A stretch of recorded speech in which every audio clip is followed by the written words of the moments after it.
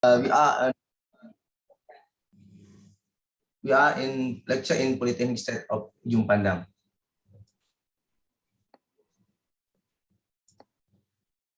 I have divided my presentation to be 5.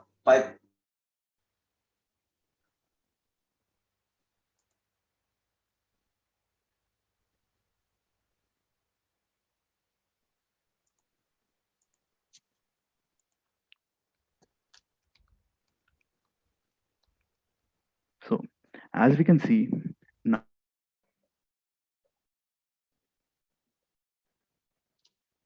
we're gonna take a screenshot first before we start the first presenter.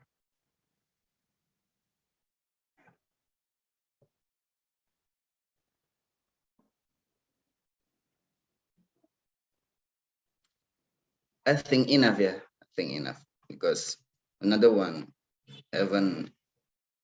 I think they didn't have the mirror background. Okay, 1, 2, 3. Good. Okay, thank you very much, everyone. Okay, for the next. Now, without delaying any further, let's start this session by listening the first presentations by Mr.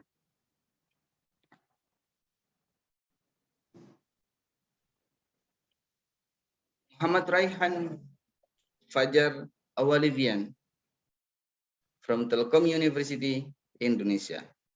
For Mr. Raihan, time is yours.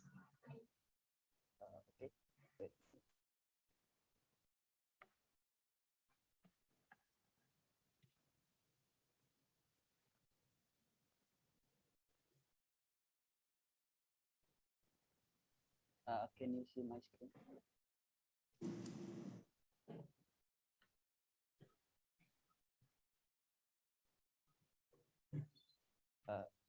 Is the screen seeable?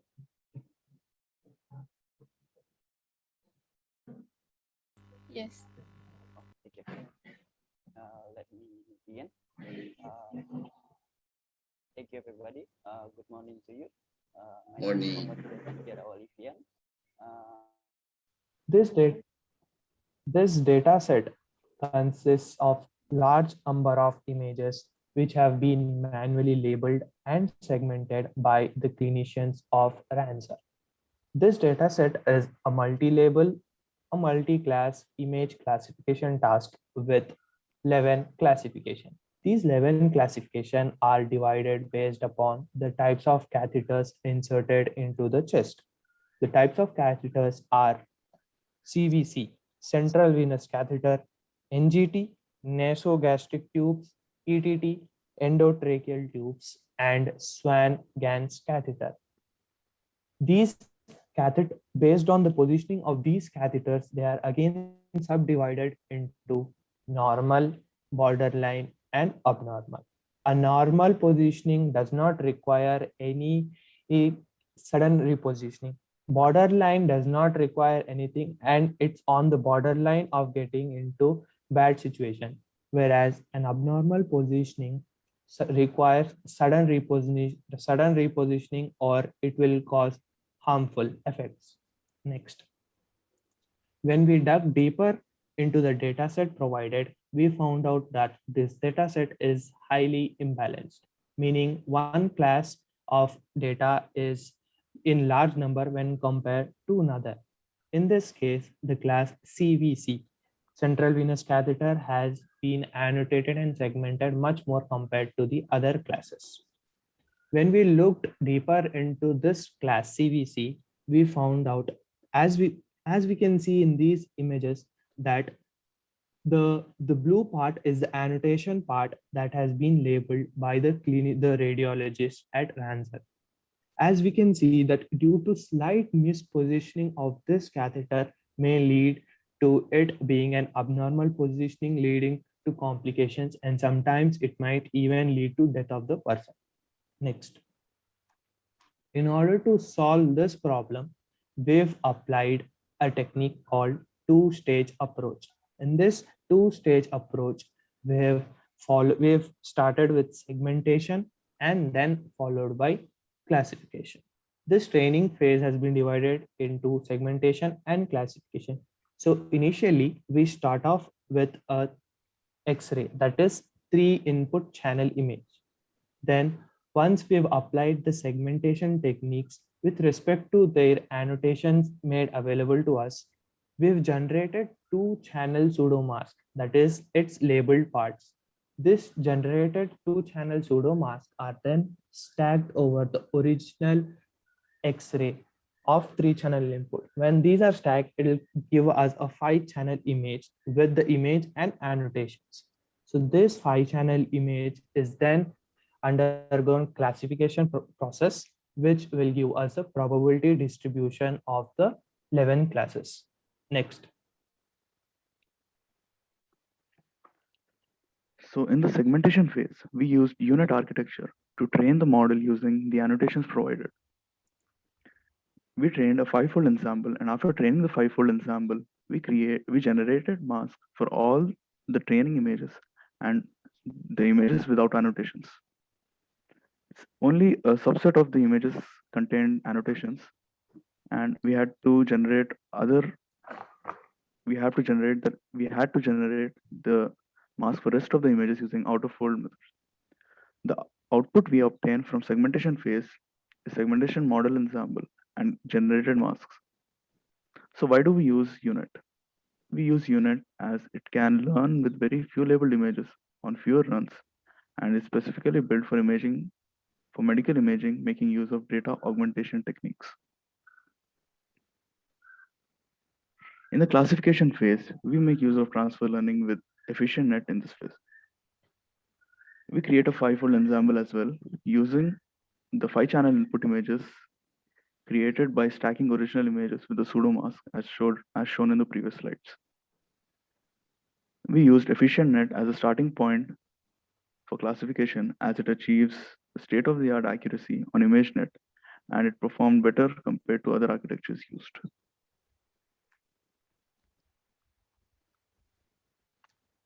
These are the few other approaches worth mentioning. In teacher-student approach, the teacher model is trained on the annotated data, and its weights are saved. Then a student model is trained on annotated data, which with the help of the saved weights of the previous model with a slightly modified loss function, and its weights are saved for the next stage. Next, the model uses the weights for the student model and is trained on both annotated and unannotated data. In encoder-decoder approach, the encoder-decoder approach downsamples the image's resolutions, and a regular CNN is applied. It makes use of my name is Ayodeji from Malaysia. Yes. I'm sorry I don't start with the presenter earlier, but I just I so much like the topic, and it look very interesting, and it's an area that is very, very good in this millennium. So the presenter has done a good job. But I want to ask a question, because I cannot really see from where I joined the presentation. This smart waste management, is there any consideration or a system along the line where is human interface involved? At least when we are talking of waste management, we cannot really do without the human interface, where the waste will be taken into the bin and the bin be removed. Or what is your idea in this waste management that you are trying to present? Can you repeat the question, please? Okay. I'm saying that when we are talking of waste management, that is removing of waste in our community, we cannot do away with human interface. Now we are talking of wireless communication with the way of waste management. Is the human interface involved, or is it going to be totally eradicated?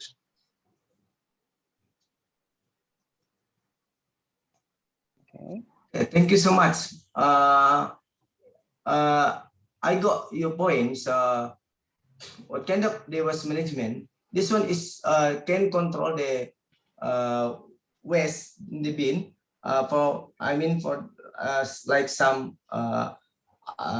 area. If, example, in this one big area, we can control probably there's 10 bin, and we can control the one the waste management can control for the all bin in this area. Just the simple one.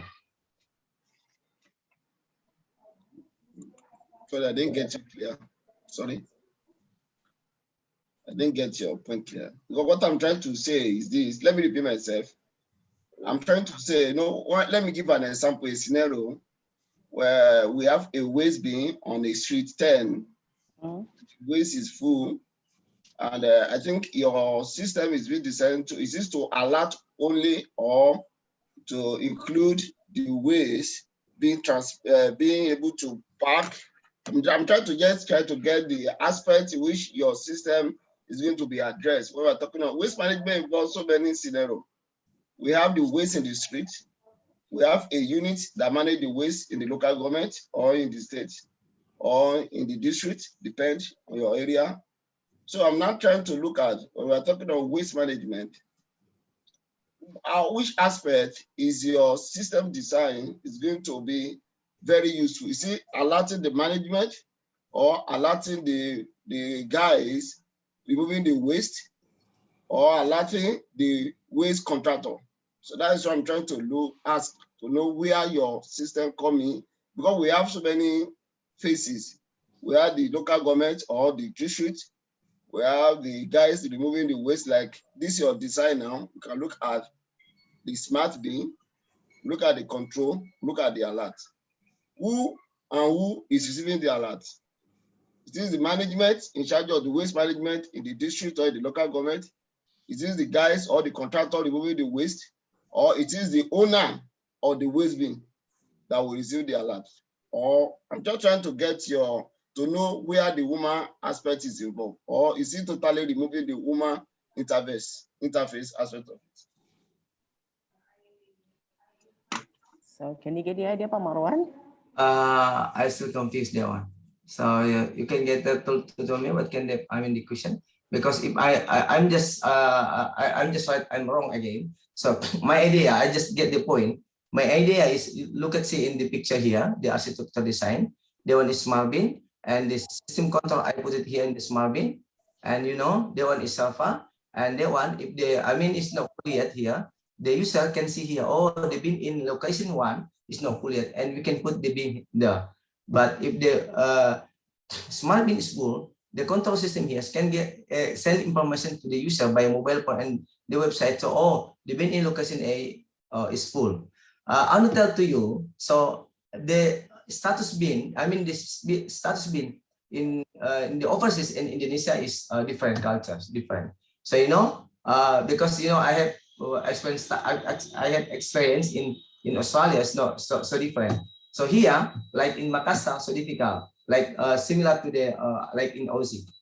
So here in Makassar, if there's put in the bin here, just representative. You can put like in Australia, so in overseas, yeah, generally. So like there is not like a big bin put in the district. It's not like this.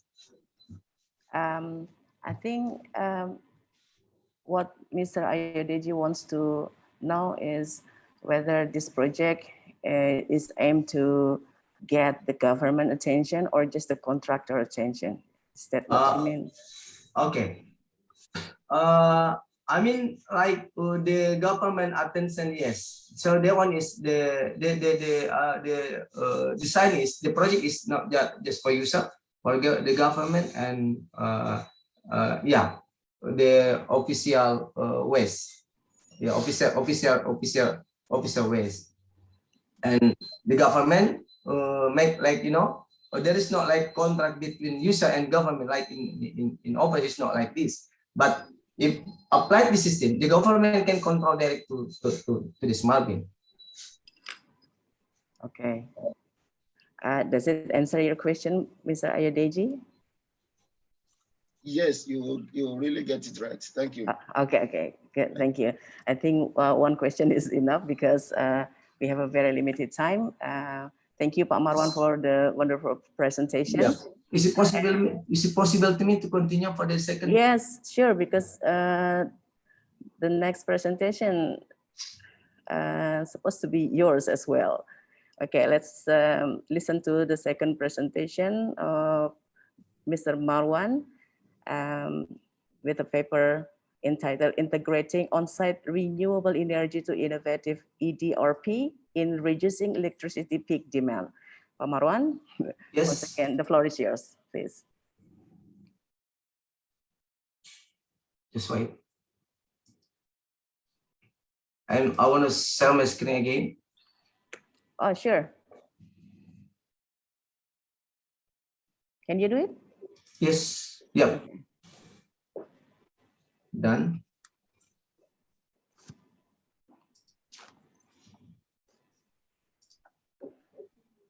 Okay, you see now? Yeah. It's clear. Okay. Okay, thank you so much. Good morning, everybody. Today, I would like to present my second paper. The title of my paper is Integrating On-Site Renewable Energy. Sorry. Integrating on-site renewable energy to innovative EDRP, Emergency Demand Response Program, in reducing electricity peak demand. The author of this paper is Marwan, Kurniati Naim, Sarma Tahar, Sofian, Ahmad Rosid Idris, and Andarini Asri. We are a lecture in Polytechnic State of Ujung Pandang. We are talking about, we are divided the presentation to be 5 main points. The first one is introduction. Second one is literature review. The third one is research methodology. The fourth one is result and analysis. And the fifth one is conclusion. And the first one is introduction.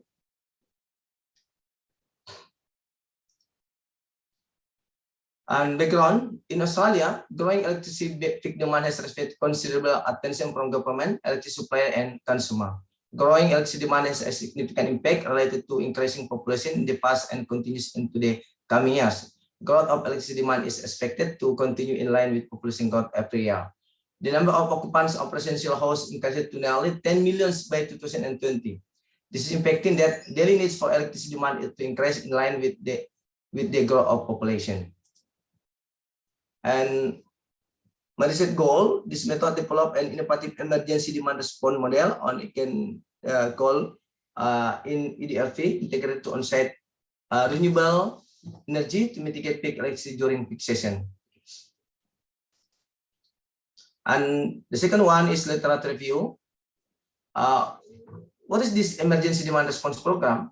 Emergency demand response program, or EDRP, is incentive model of DSL, of demand side response, that can be used to avoid involuntary service interruption during peak session or outage in the power system. EDRP, or emergency demand response, the most useful program under DSL, which provide rewards to consumer and without penalty to reduce load and maintain reliability.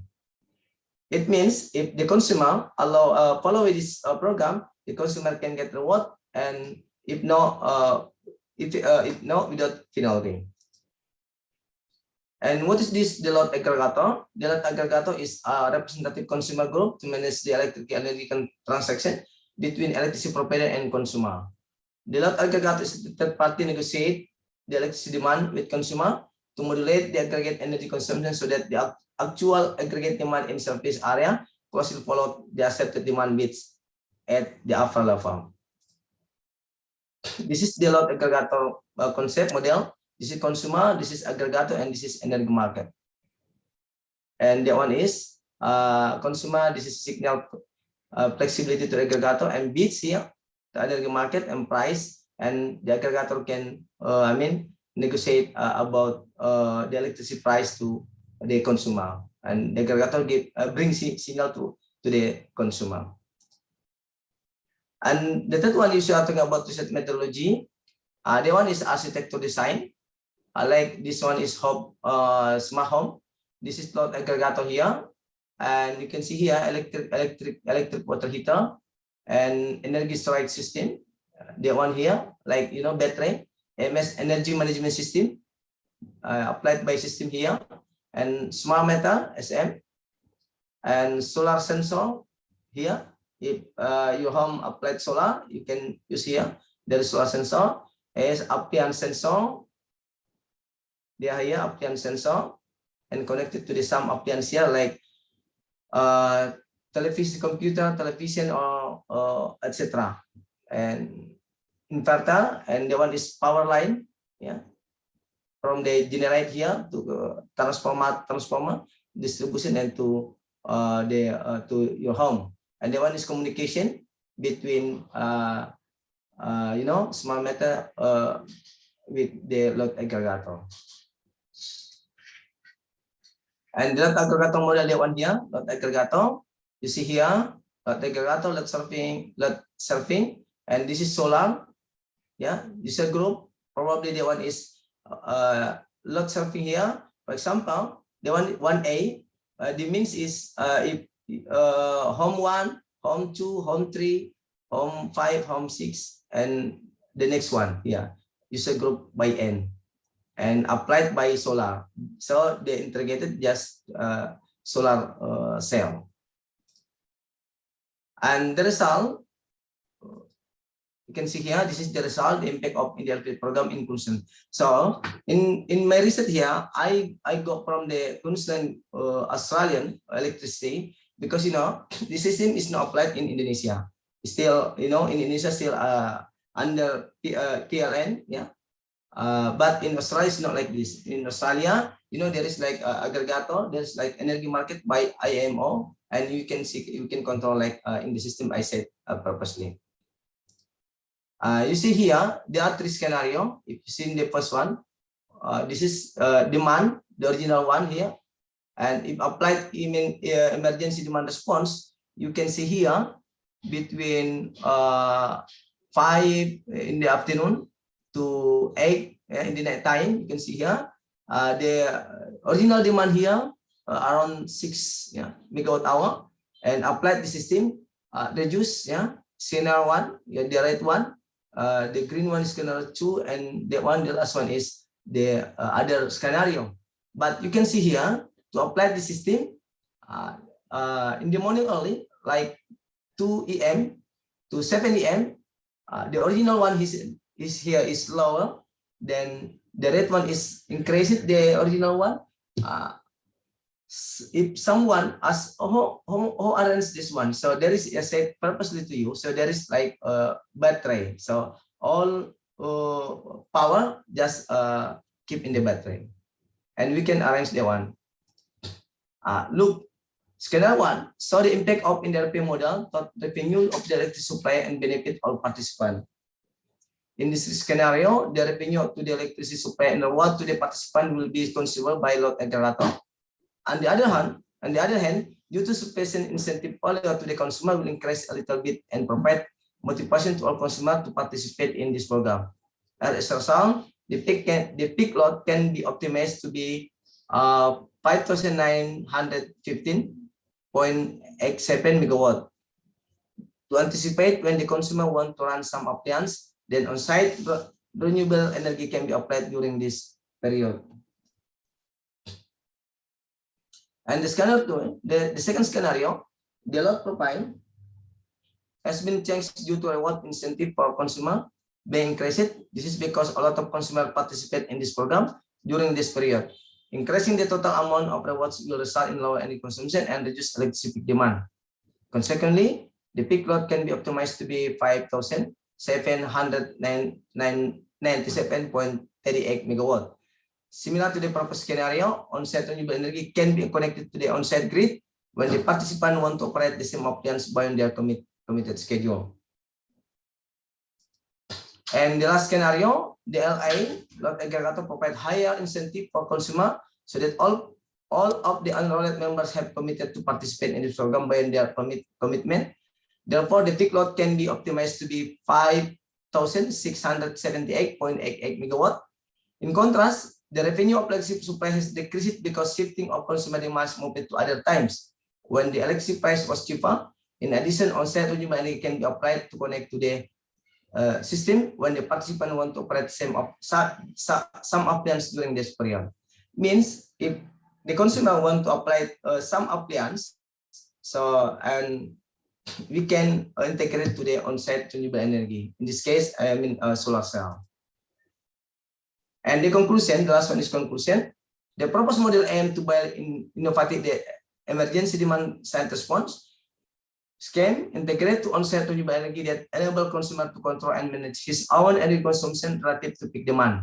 To control and manage demand, the LA is responsible to arrange the schedule to operate the appliance of the members. In this case, due to the fact that peak demand occurs from 5 p.m. to 8 p.m., that LOI has developed 3 kinds of scenario to address peak demand during this period.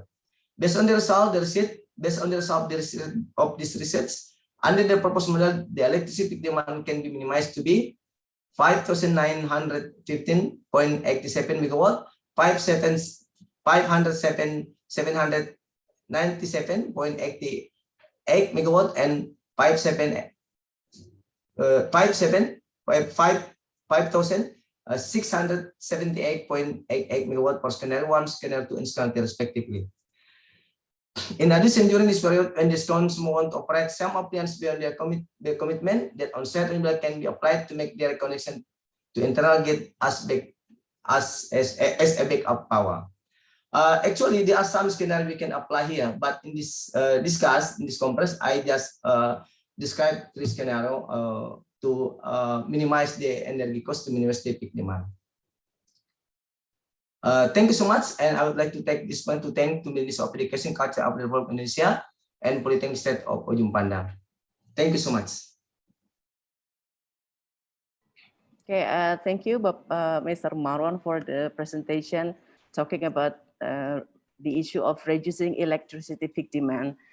We invite one question for this paper, please.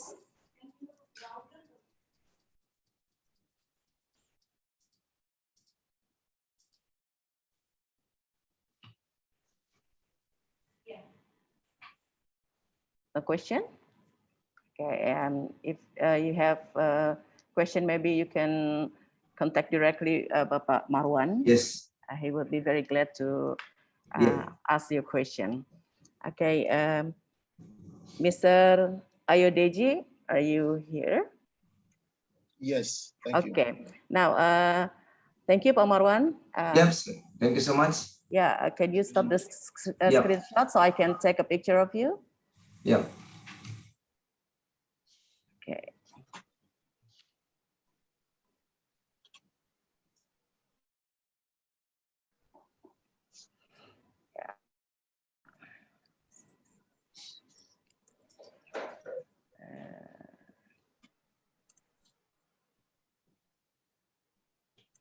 Sebentar Pak, saya screenshot dulu.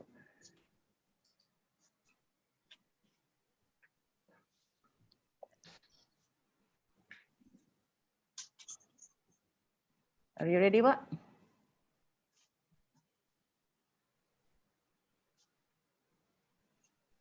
Okay.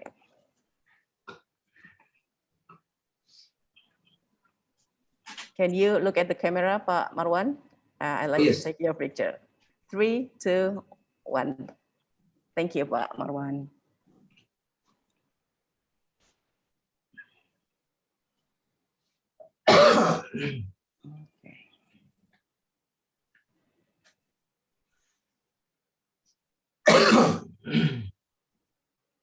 Yeah, thank you, Pak Marwan. Now let's continue to the next paper to be presented this morning by Mr. Ayodeji Iretivasiku from University Teknologi Malaysia. The paper title is A Centralized Token-Based Medium Access Control Mechanism for Wireless Network on Chip. Okay. Mr. Fasiku, the floor is yours.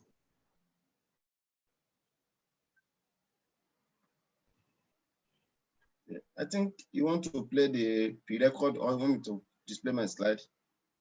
Yes, sir. Would you please share your screen, please? You can directly share your screen from your device. Okay. So in the share screen, should I need to play the pre-record or I need to speak to my slide? Yeah. Can you share your screen now? Okay, that's what I'm trying to do. I thought it's going to be played from your end.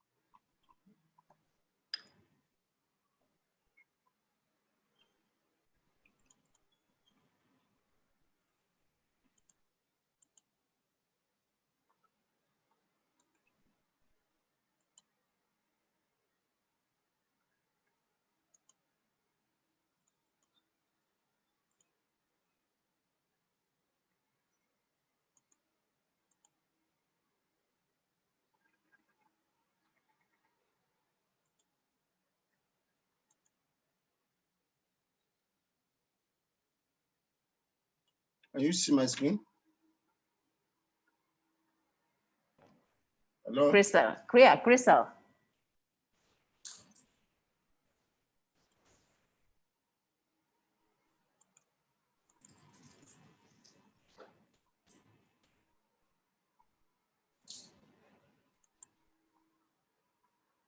Okay.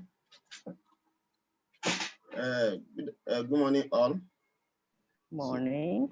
Yeah.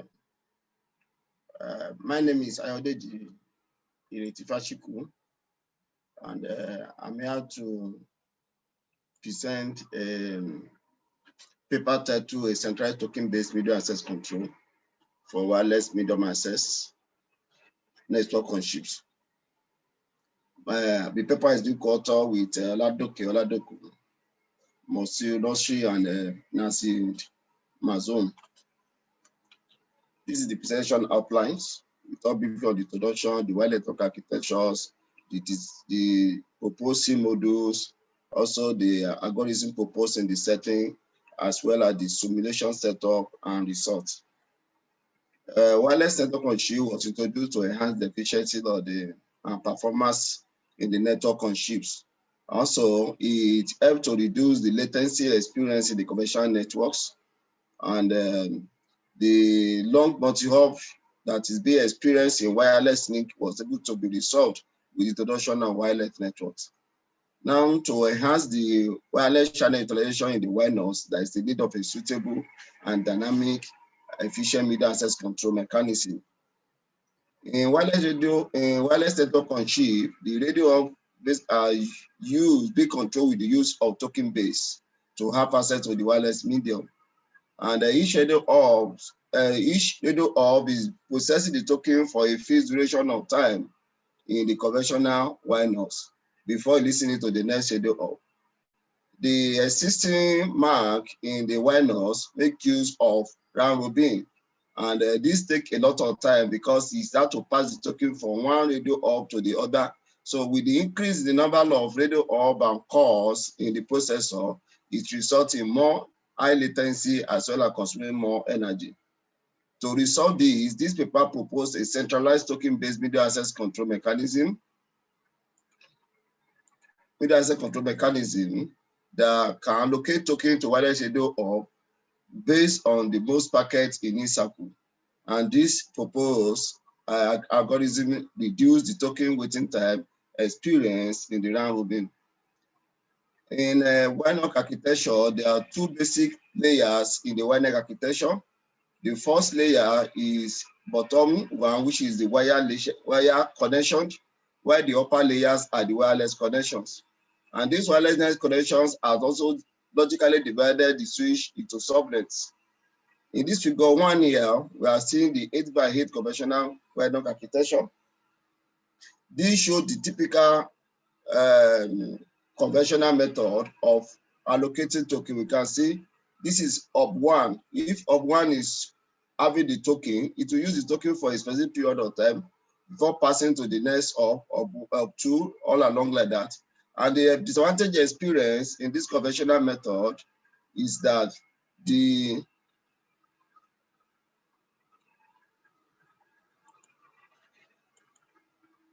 hello, I can someone say, I can only see my first slide.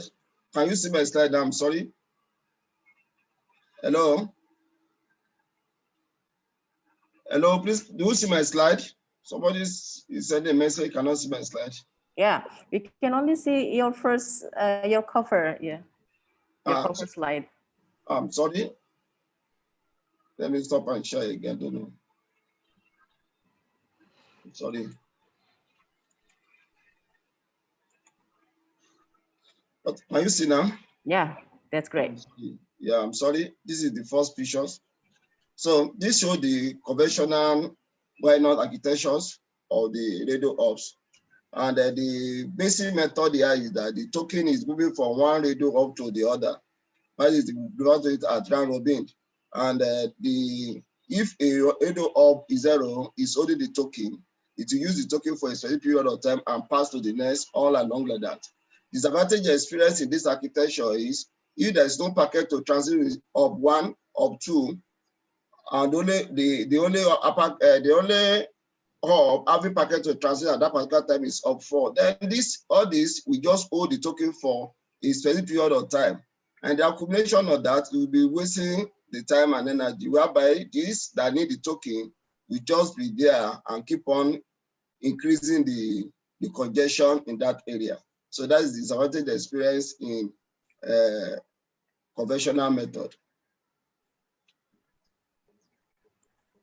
This is the proposed method for this experiment. We are trying to introduce a centralized medium access control, whereby we have access to all the radio ops, then being able to control which of the radio op has packet to transmit, and then not just a packet to transmit, the one that has the most packet in each of the circle. So if it's given to radio op 6, then if it's the highest packet, the next round may be able of one that have the highest. It will continue like that until the end of the circle. This is the typical demonstration of the design we use. We make use of 16 radio ops. This is the conventional methods that is existing, whereby each radio op will be waiting for tokens at their turns. But in this centralized method, it's going to check for when the odd radio send their request, it's going to check and see which of the token has the maximum token in each of the circles. This is the proposed algorithm for this experiment. These are the proposed algorithm for this experiment. Then these are the design module that we implement. The first interface here is showing the connection of the central mount to the radio ops. While the second one is showing the activity that is taking place in the CMAC. And in the CMAC, we have a module also called off circle. The duty of the off circle is to hold the radio op that is allocated in each round to enable fair sharing. If not, if it's given to radio op 3 for instance, in the first round, in the next round, the next circle, if the radio op 3 have the highest, the system will have indicated that radio op 3 have been served in this round. So you have to take out of the next radio op to enable fair sharing. So the purpose of this off circle is to hold any radio op that be served in the previous circle until the end of the entire simulation setup. While at this session is where the op that had the most packet is being granted access to communicate. This is the simulation setup for this experiment to make use of 8x8 core, that is 64 core. Then we implement 60 radio ops. Then we make use of 2 traffic distribution. We have the extensive traffic distribution, which is the hotspot, random, shuffle, and transpose. And also in the application traffic, we make use of the parsed and splash as a benchmark, which we use of this, the fluid animate for the parsed and splash, backsword and Flukeman. So other specifications depend on the design, but the 3 radio access control used in this method are the conventional one, which is round robin, the radio access control mechanism, and this is our proposed algorithms. Result and discussion.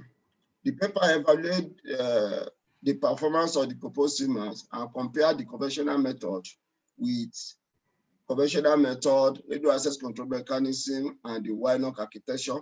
So, and the three basic metric used for this experiment is the network throughput, average network latencies, and the CNN method to classify leaf disease in strawberry plants.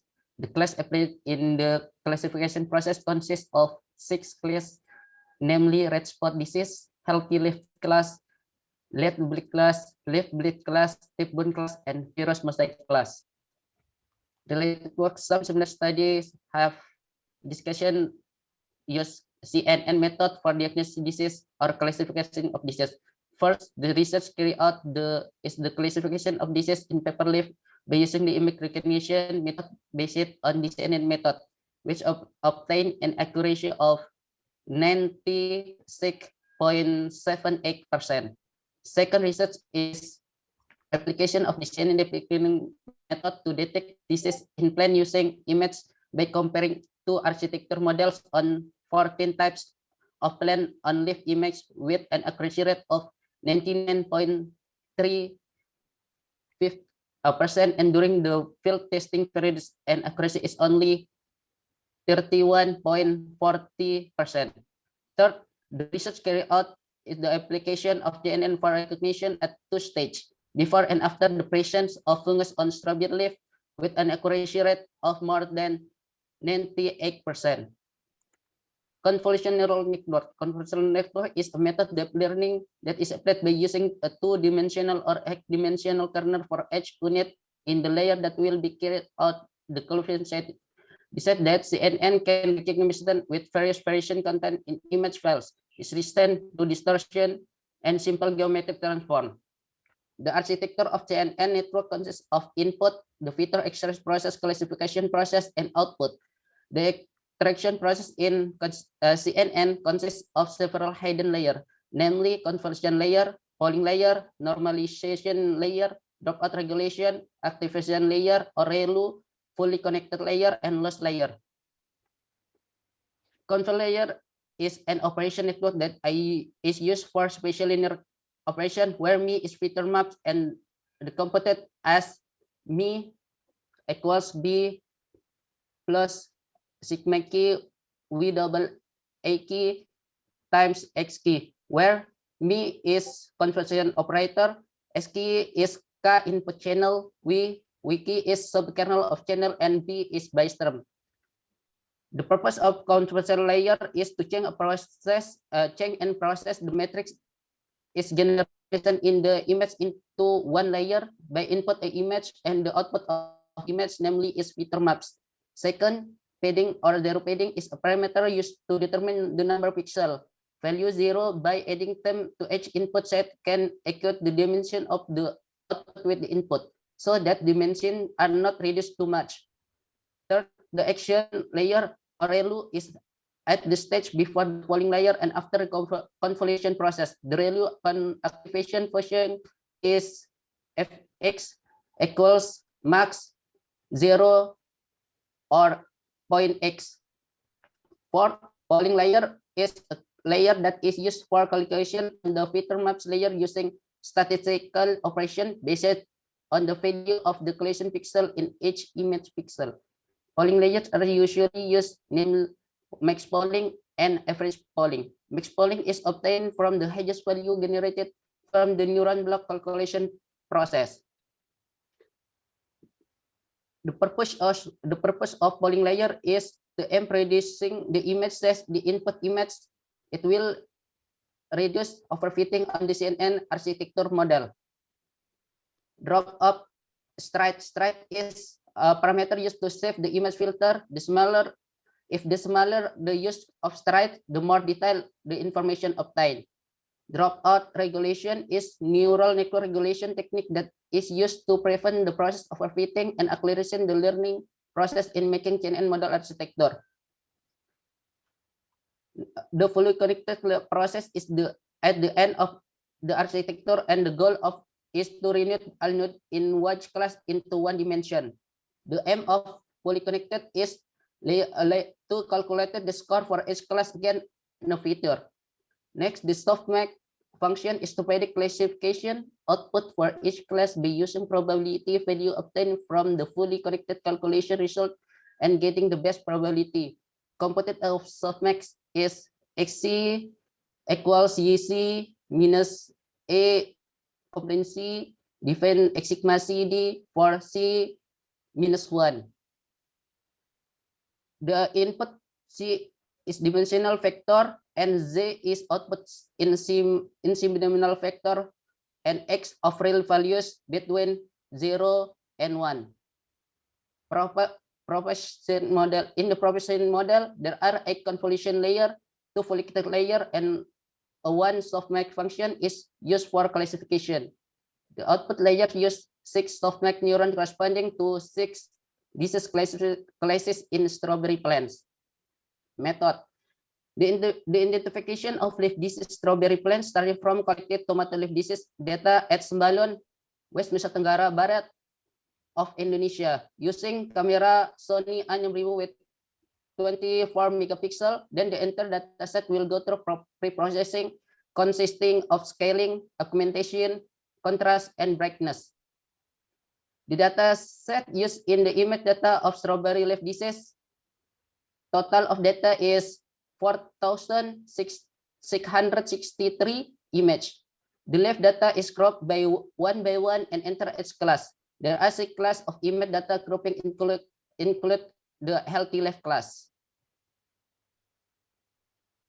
In image processing, at image in class is carried out in the image process stage by scaling and changing contrast and brightness.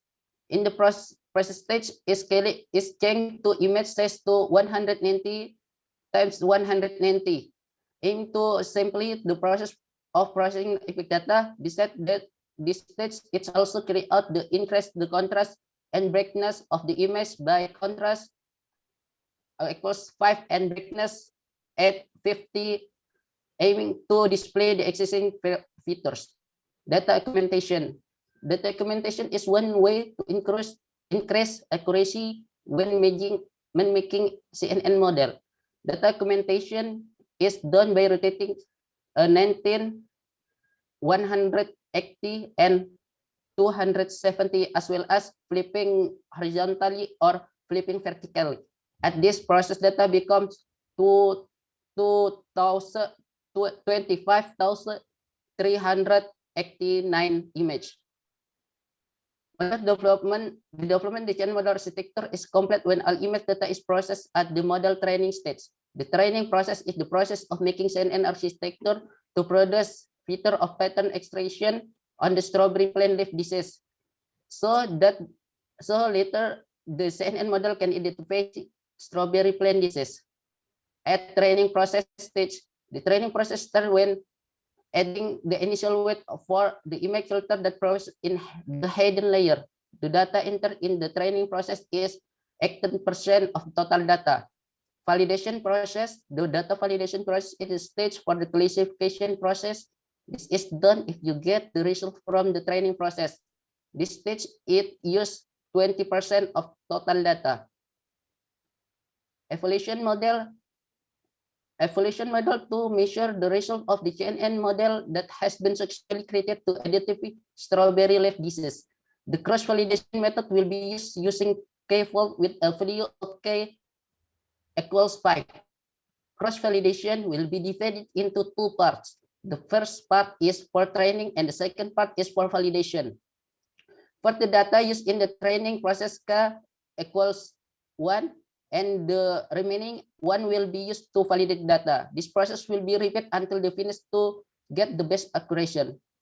Furthermore, the calculation is done by calculating the accuracy of each fold with the equation is accuracy times correct amount of data divided total data times 100%.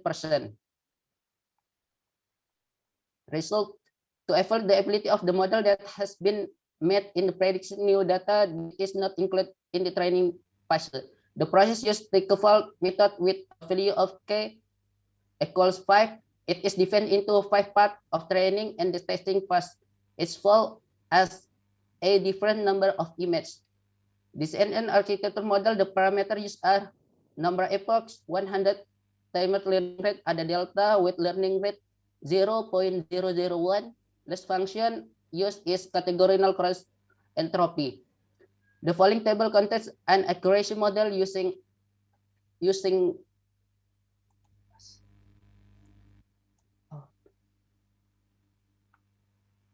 okay.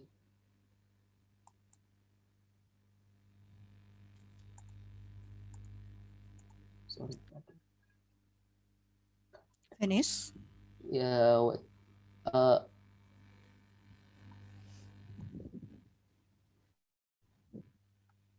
Conclusion, this iteration of the research that have been explained above, it can be a concluded problem of collection of strawberry plant disease based on leaf image was carried out. Can you show Using- the slide, Pak Imam? We Oh, cannot sorry, see sorry. your slide.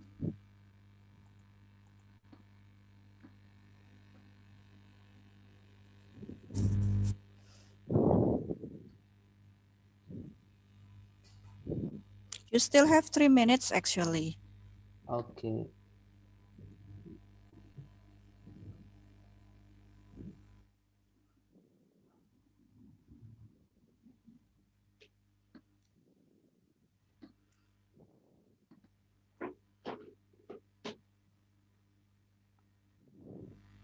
The evaluation the ability of the model that has been in prediction new data Your slide, please. have so Slide-nya belum terlihat, Bapak.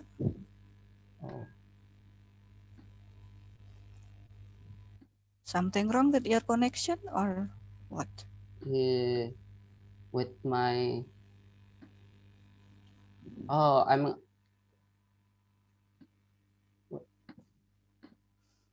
Masih ada waktu, tidak usah terburu-buru. You can finish your presentation. okay.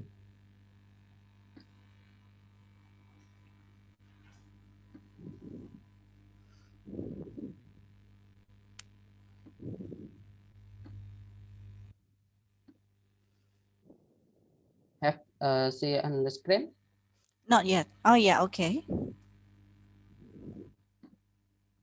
Conclusion based on the result.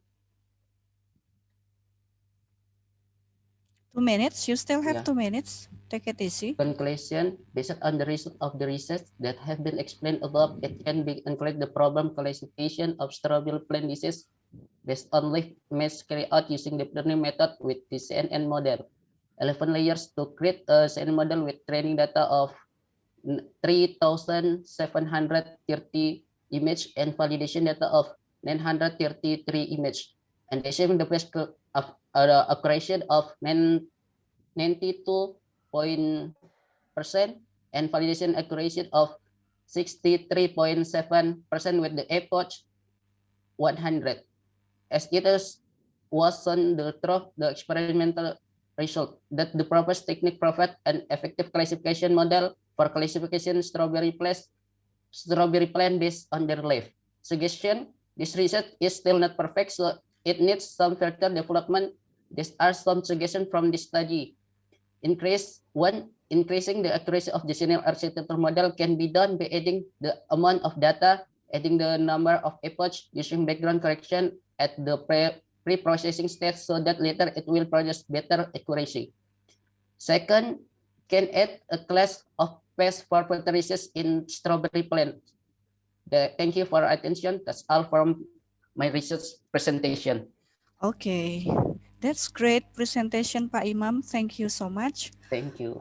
Before I move to the fifth presenters, I will take your picture for a while. Would you like to see the camera, Pak Imam? Yes, sir. Yes, Miss. Wait. Don't move ya, don't move. I will take your picture.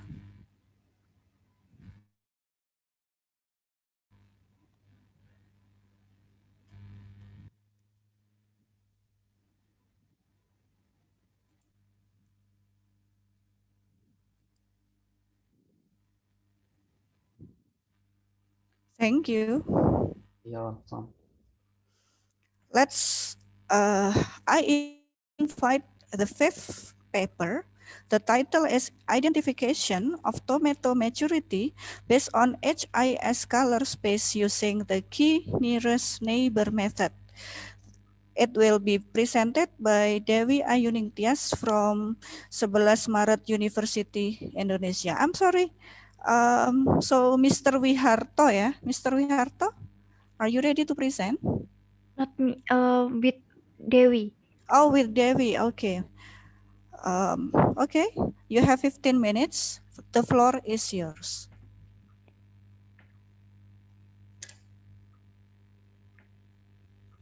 Thank you for the times, moms.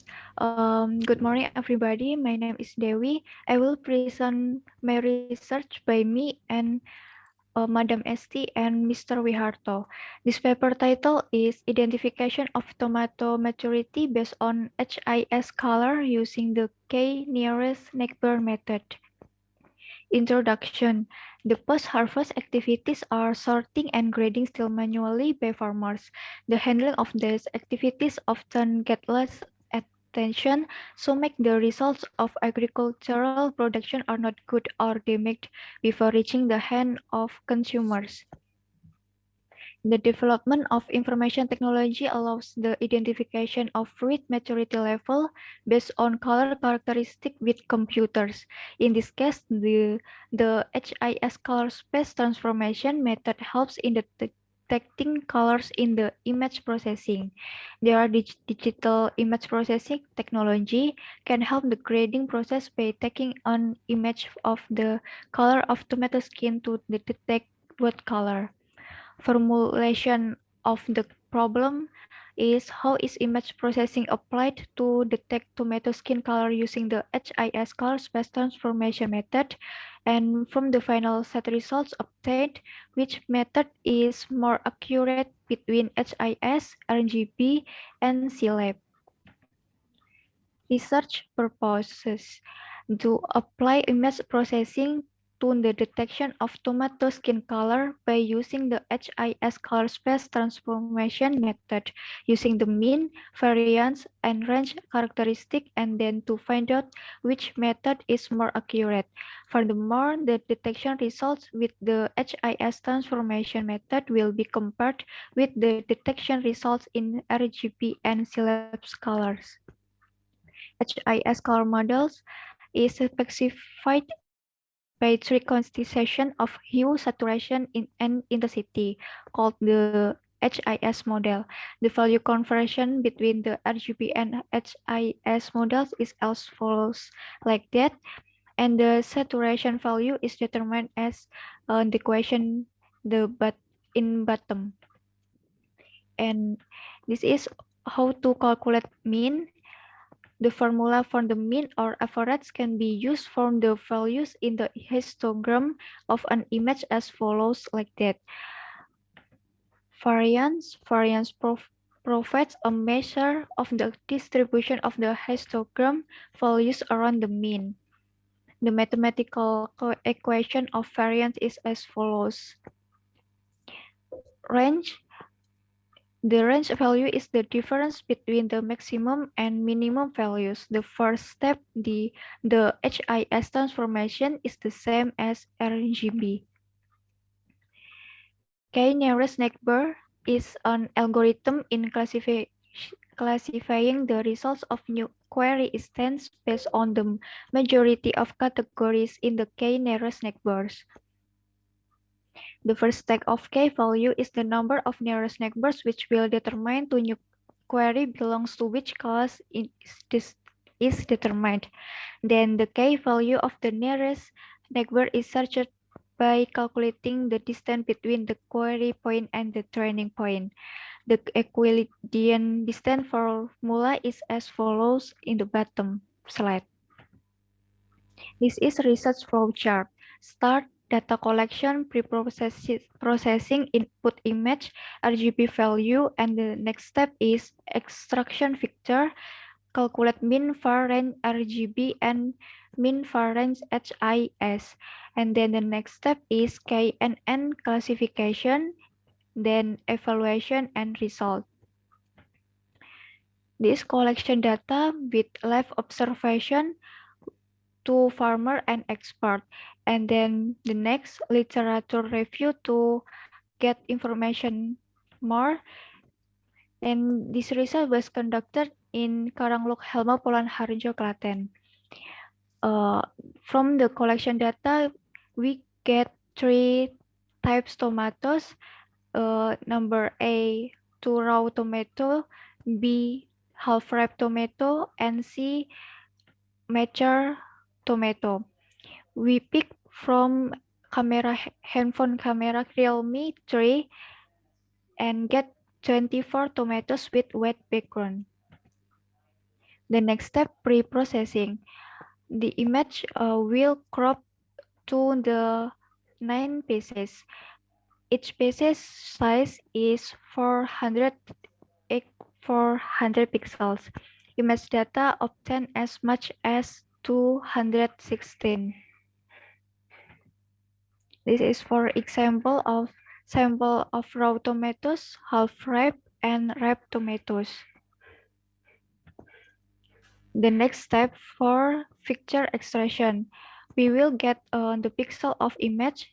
This example, red value is 216 and grid value is 189 and blue value is 76. We draw two histogram like that. For example, in the left image, this is to calculate the mean and variance. To calculate HIS, we must normalize RGB values first and then calculate hue value.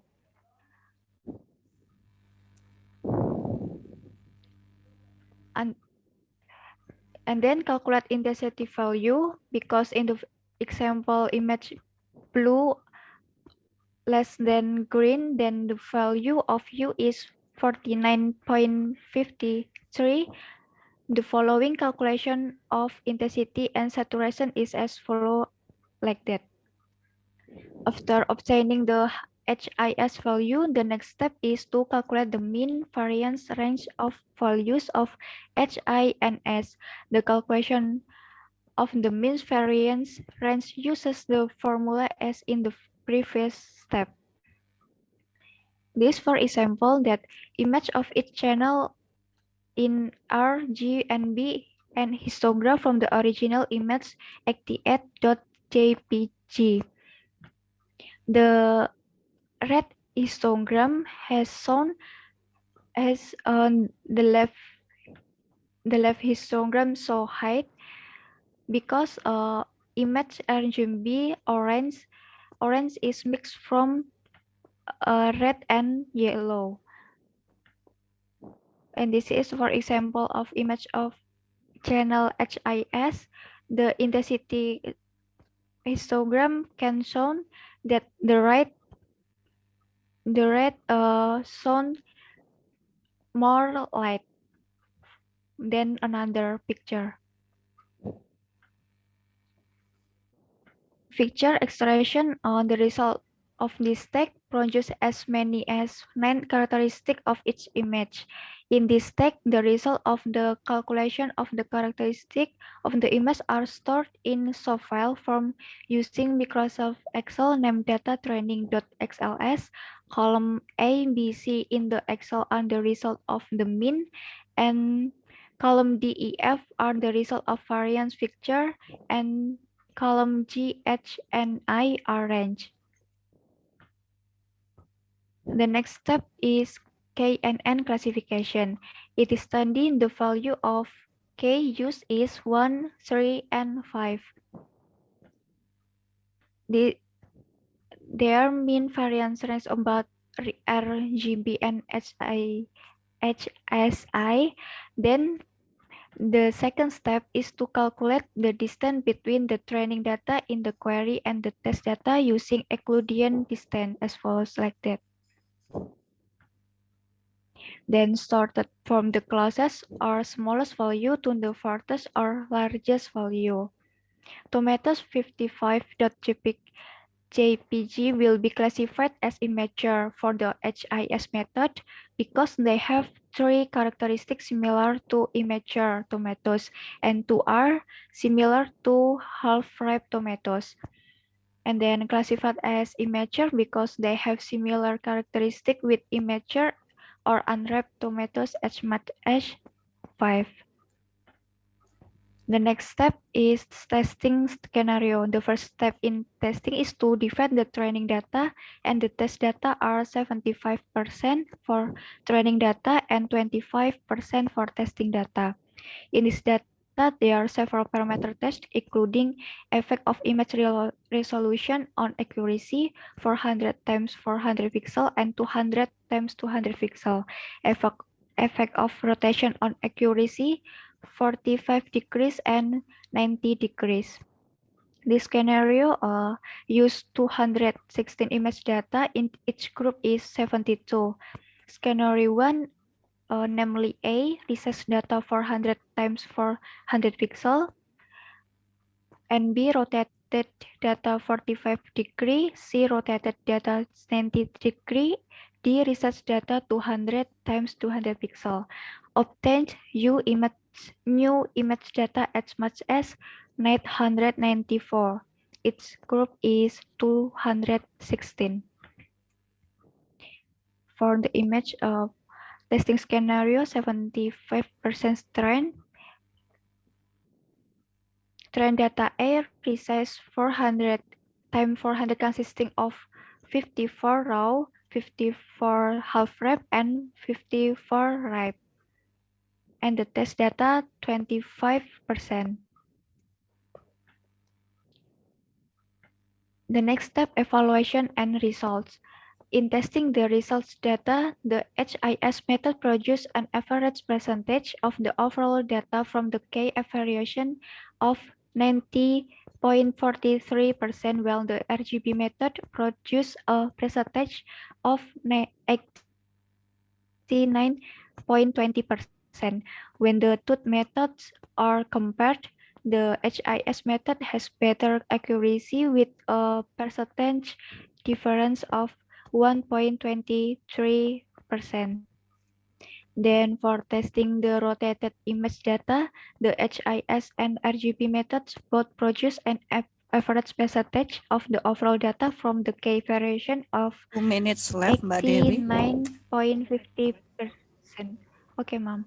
The difference in the percentage of the two methods is in the 3-digit behind the comma with the RGB method, which is superior by 89.50%, while HIS is 89.50%.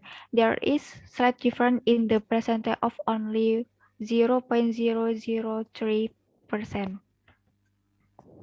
There are difference in the accuracy of the validation results of each color model. This proves that the use of the red color model is needed in determining the level of system accuracy.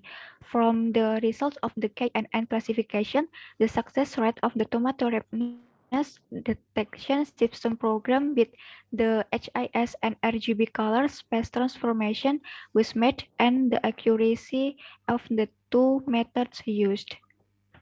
Conclusion and suggestion. The KNN classification method in this study is better than SVM with an average of 87.80% for the KNN method and 74.38% for the SVM method. The conclusion obtained based on the research that has been carried out is that the HIS color space transformation method using the mean variance and rank characteristic has been successfully applied to the detection of tomato skin color. There is effect of accuracy on the image resolution of about 200 times 200 pixel, 400 times 400 pixel, and images that are rotated by 45 degree and 90 degree.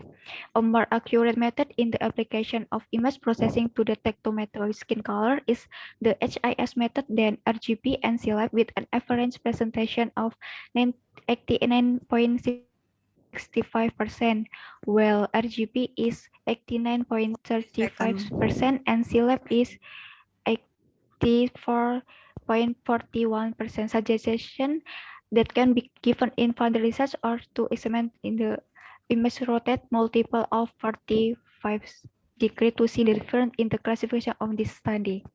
Thank you for the attention. Good morning. Okay, thank you Mbak Devi for your presentation.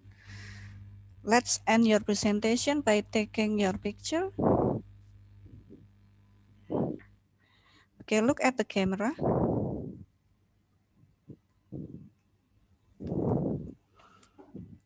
One, two, three. Okay.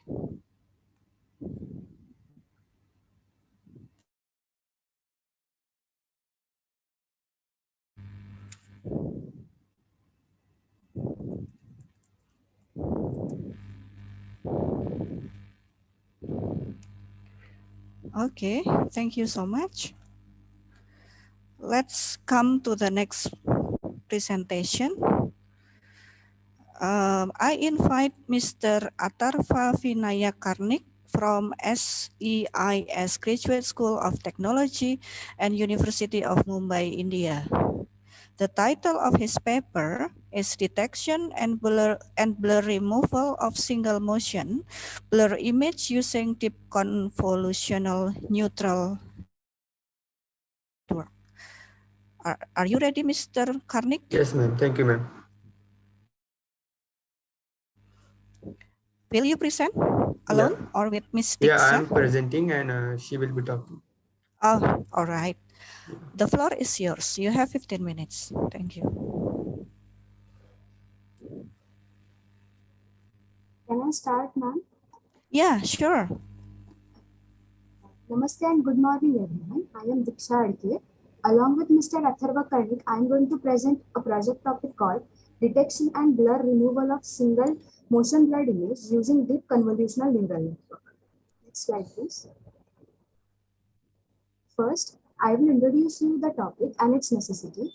Then we'll see the methodology and the data sets we have used to solve this problem. Lastly, I will explain about the results we got and application of this particular project.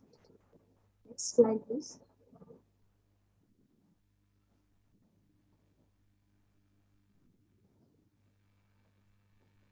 Last few years have seen a surge in technologies which rely on visual image inputs, such as self-driving cars, UAVs, drones, rescue bots, etc. The major source of image degradation is image blur, and hence, deblurring has always been a crucial research area in the computer vision and robotics domain. Precisely, motion blur is one of the larger contributors in image degradation. With rapid progress in automation in every industry, where many applications rely on imagery data, it is crucial that sensitive data is free of any kind of noise. Image deblurring is a process of obtaining latent sharp image by extracting and cancelling the noisy data elements from a blurry image. Next slide. Here, first image is a sharp image, second image is a vertical motion blur image, third is a horizontal motion blur image, and fourth is a random motion blur image. Due to randomness in the intensity and phase of noise, which can be seen in these images, motion blur is very hard to remove. Next slide. Now, current deblurring methods can be categorized as follows. First, knowledge of blur kernel, and second, the spatial analysis of noise. These deblurring approaches can be categorized into two classes, that is, blind and non-blind deblurring. This classification is done based on knowledge of blur kernel, that is, whether the blur kernel is known or not. For spatial analysis of the noise, a blur image is either globally, that is uniformly blurred, or locally, that is non-uniformly blurred. These methods consider that the blur kernel for all pixels may change according to their spatial location. That is, camera is steady and the subjects are in a random motion. Existing techniques to solve the motion deblurring problem formulates the problem as an optimization problem or the learning problem. In optimization problem, where the resulting sharp image and or the blur kernel are optimized using gradient descent. The shortcoming of this method is it requires large computational complexity and hence it limits their usage in time-constrained applications such as real-time robotic vision, UAVs, etc.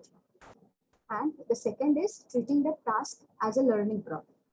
Now this method outperforms the optimization-based techniques in many terms, but these method also had some shortcomings such as it requires linked blur and sharp images requiring high frame rates images from cameras, which is constrained by hardware. Moreover, higher frame rate limits the exposure time and makes the captured image extremely dark or even invisible. Next slide. Now the main objectives of this project are: first is to achieve deblurred image from an input blurred image using neural network. And second is to further using this concept to achieve fast deblurring for input video streams suffering motion blur between frames. Next slide, please. Now coming to methodology. Next slide. This is a flow graph of our methodology of our system. Our system consists of two neural network models. First model is blur detection and second model is deblurring. First, image will be given as input to model 1. It will be categorized as blur or sharp with binary cross entropy loss function. The detected motion blurred image is then fed to second model, which deblurs the input image and yields the final output. Since the confluence of image and motion blur happens majorly with the moving objects, the dataset used for the first model is the combination of CAR96 dataset provided by Stanford University AI Lab and the high-quality Alexey-Alexeyev dataset. The second dataset has been utilized so as to increase the bias of our network and to increase its performance on universal data. The second model is trained on GoPro dataset. Next slide, please. This is a visual representation of our first model. The deep convolutional neural network has been used for the detection.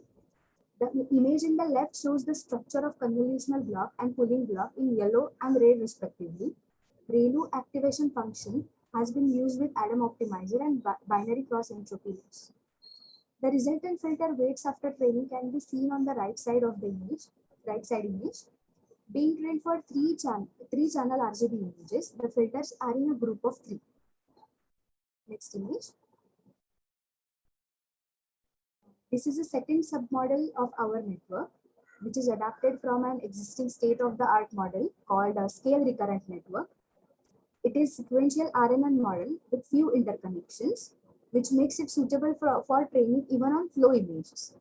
This property has enabled the network to be trained effectively even without the presence of ground truth sharp images. This submodel has been trained on a novel flow dataset that we have created. Next slide, please. Now this is the final result of our system. We can see the input blur image and corresponding deblurred image. Next slide. Here, this image shows the result of our network on two different images. Image on left and middle are sharp ground truth and motion blurry images respectively. Next slide, please. Now this table shows the comparison of PSNR values by various methods. Tested on GoPro dataset. We have used this parameter to examine the quality of the result. A higher PSNR value signifies a higher deblurred image quality. It is clear from the table that deblur method by Kupian et al. Is slightly better in all, and the RNN deblur method by Zhang et al. Is slightly inferior to all the other methods. The proposed model has given the PSNR value of 30.41 dB, which is quite good. Next slide, please. Now applications. The applications of this project is it can be used for deblurring of real-time motion blurry input data from any robotic vision, UAV, self-driving cars, etc. It can be used for faster deblurring of real unseen data images and or frames of video stream in cases like space exploration vehicles, rovers, etc. And it can be used in deep learning for MRI, ultrasound images in a medical field, especially at the time of emergency where the results are urgently required. Next slide, please. Now, these are the references that we have used for our project. Next slide. Thank you so much.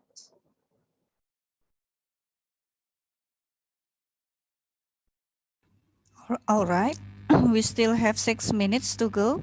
Is there any question for Miss Diksha? One or two questions might be possible. Is there any question?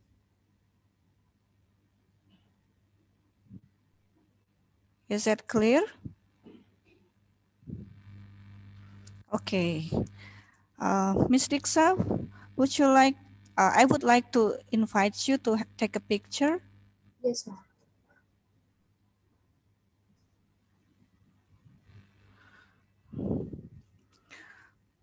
3, 2, 1.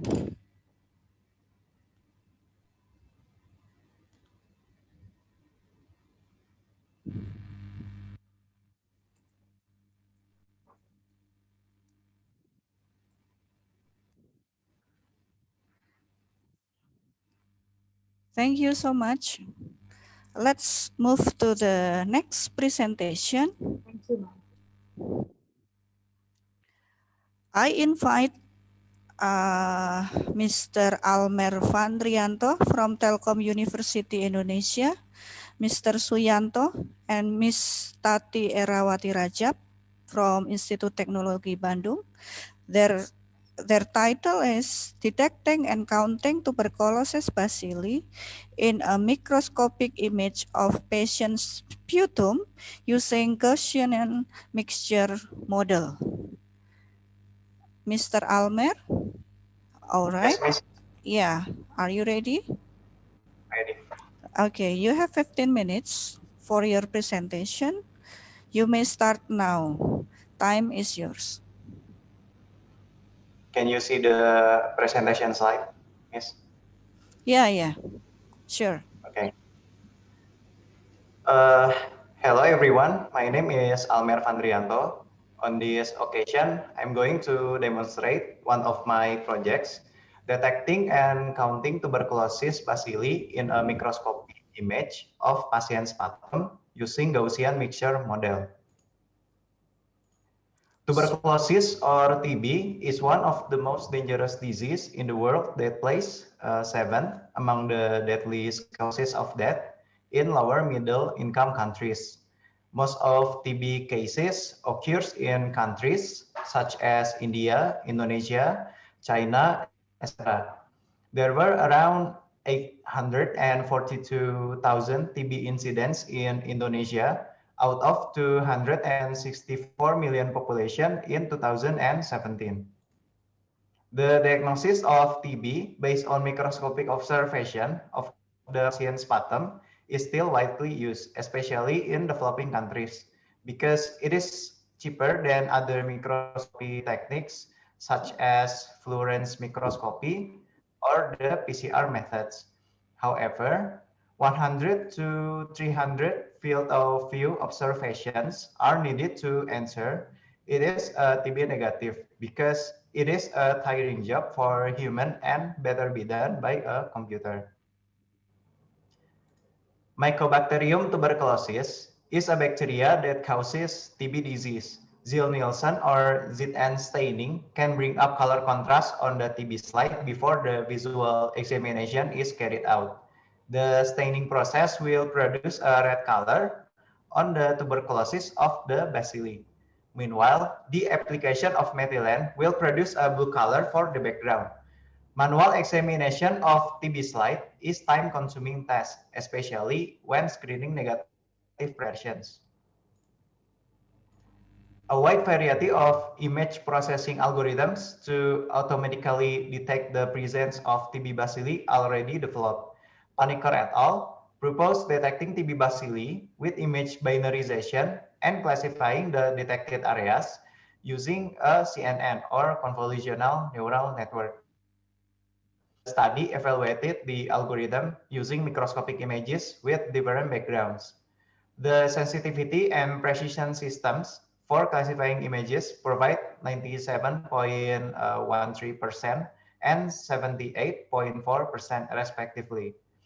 Christian et al. Conducted research using self-captured images of TB bacilli. Pre-processing is done by adjusting the contrast in the image and applying an enhancement filter. After that, the feature extraction process is carried out by extracting geometrical descriptors and photometric descriptors. Then these features are formed into a vector that is used in the SVM or support vector machine classification process. The proposed method yields a sensitivity and specificity of 93.67% and 89.23% respectively. Research conducted by Chamida et al. Applies several image processing steps to detect and calculate TB bacilli. Pre-processing of the image is done by reading it in grayscale form, then applying thresholding, histogram equalization, and resizing it. It aims to replace it with a matrix form that can be read at a later stage. In addition, image resizing is performed to speed up algorithmic processing because the image size used is too large. Fatin et al. Conduct research using the multi-layer perceptron or MLP to classify TB bacilli in the image. Pre-processing stages such as contrast enhancement, feature extraction are performed. Contrast of the image is increased by both global and local enhancement.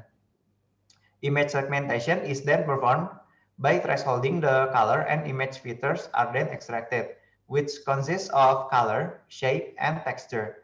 The proposed method was tested on image samples obtained from Hospital University Science Malaysia and validated using k-fold cross-validation with k equal to 6. Aima et al. Proposed an alternative method to segment the automatic results of Zil-Nielsen images using LMS or least mean squares. An eigen decomposition algorithm. Image preprocessing is also carried out by applying a mean filter, increasing contrast, and morphological filtering to reduce noise in binary images. The dataset used in the study was obtained from the Mayo Nacional Hospital. The study took one image as training data and 79 images as test data. The results of the algorithm performance are shown in the magnitude of the correlation and detection of positive TB results as sensitivity. Overall, 32 training data and 8 test data were selected from the TB bacilli image dataset from NSIB. The used image data have 4 distinct categories. For example, single or few bacilli, overlapping bacilli, overstained case, and no bacilli images. All images in the ZNSM IDB dataset will be read and divided into 3 channels, the red, green, and blue channels. Then parameter extraction is carried out using Markov random field, MRF, which is the average variance and multiplication between pixels at a particular position in the image calculated of the neighborhood pixels. Markov random field is generally defined as a collection of pixels on a limited grid. The value of each pixel is assumed to be a random quantity with the value uniformly distributed. In this study, the number of neckboring pixels used in the neckbore system is 8. The calculations will produce 30 columns of data used for GMM, Gaussian mixer model. After that, the new image data will be segmented using that model. The extraction results were used in the Gaussian mixer model. Our research used the GMM, Gaussian mixture model. We choose this method because it is easy to implement. The computation is relatively light, has good accuracy, and has resistance to noisy training data. The GMM is a parametric density function expressed as a weight sum of Gaussian components. It is used as parametric model for various applications, such as in estimating voice spectrum in recognition system. The GMM algorithm is applied to separate the tuberculosis bacilli from the background. It can be seen that the tuberculosis bacilli are expressed in yellow color, but the image still has many segments which are non-bacterial objects. The segmented image is then applied mode filtering to remove non-bacterial objects. Another purpose of applying the mode filtering is to prevent the morphological operation of the dilation from enlarging non-bacterial objects. In addition, the mode filtering can also optimize the calculation results from the application of the bacteria calculation algorithm by using the fine contours function from the OpenCV library. From the figure, it can be seen that the non-bacterial segments in the segmented image has been reduced. This study applies mode filtering to the segmentation results to eliminate irrelevant details. Then the next step is to count the number of TB bacilli detected as an object in the image. Next, a dilation morphological operation is applied to make the object in the image more visible and fill the holes in the object.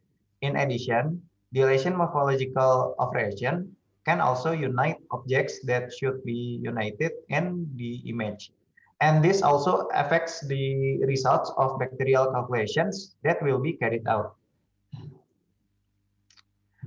Image segmentation stage has been carried out.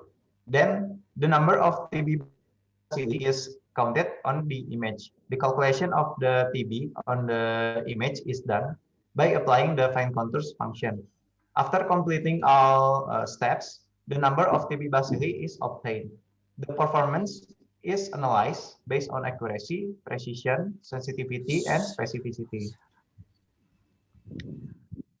Based on the table, it can be concluded that the proposed method provides an average level of accuracy, sensitivity, specificity, and system precision. There are 93.52%, 97.53%, 91.87%, and 83.16% respectively. This method can detect tuberculosis bacteria in images with good performance and can handle a limited amount of data. So I think that's all from me. Thank you for your attention. Okay, you finished your presentation. Thank you, Mas Almer. Is there any question? It's very interesting presentation about TB. Okay, you still have 4 minutes for question and answer. No? Okay. Mr. Almer, would you like to take a picture? Please see the camera. 3, 2, 1.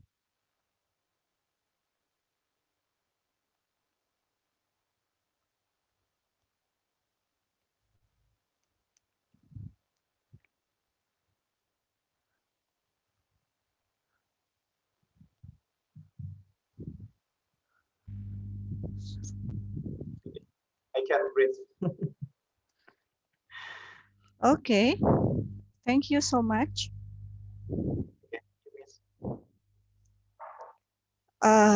We will come to the last 2 papers. I invite Miss Hessa Al-Saran from King Saud University, Saudi Arabia. The title of the paper is Draw With Me, Learning Drawing by Digital Tracing and Automatic Tracing Evaluation. Miss Hessa, are you here? Or Miss Latifa? Yes, I'm here. Can you hear me? Yeah, sure. Okay. Good morning, everyone. My name is Hissa Saran. I will present the paper titled Draw With Me, Learning Drawing by Digital Tracing and Automatic Tracing Evaluation by me, Latifa Al-Hamoudi, Rija Agibi, Al-Hanouf Al-Faiz, and Arwa Khez.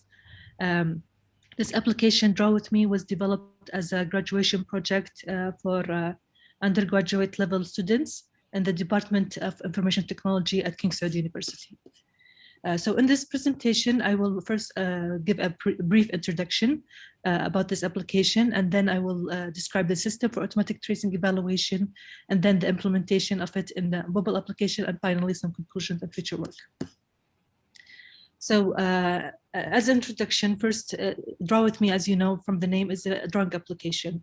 So drawing is one of the main educational activities for children. They learn to, when they learn to draw, they learn to be creative, they learn motor skills. There's a lot of benefits from drawing. And one of the learning techniques for drawing is tracing. We can learn drawing by tracing and practicing tracing a lot, so we can learn to draw something. So this is one of the techniques that is used in learning drawing.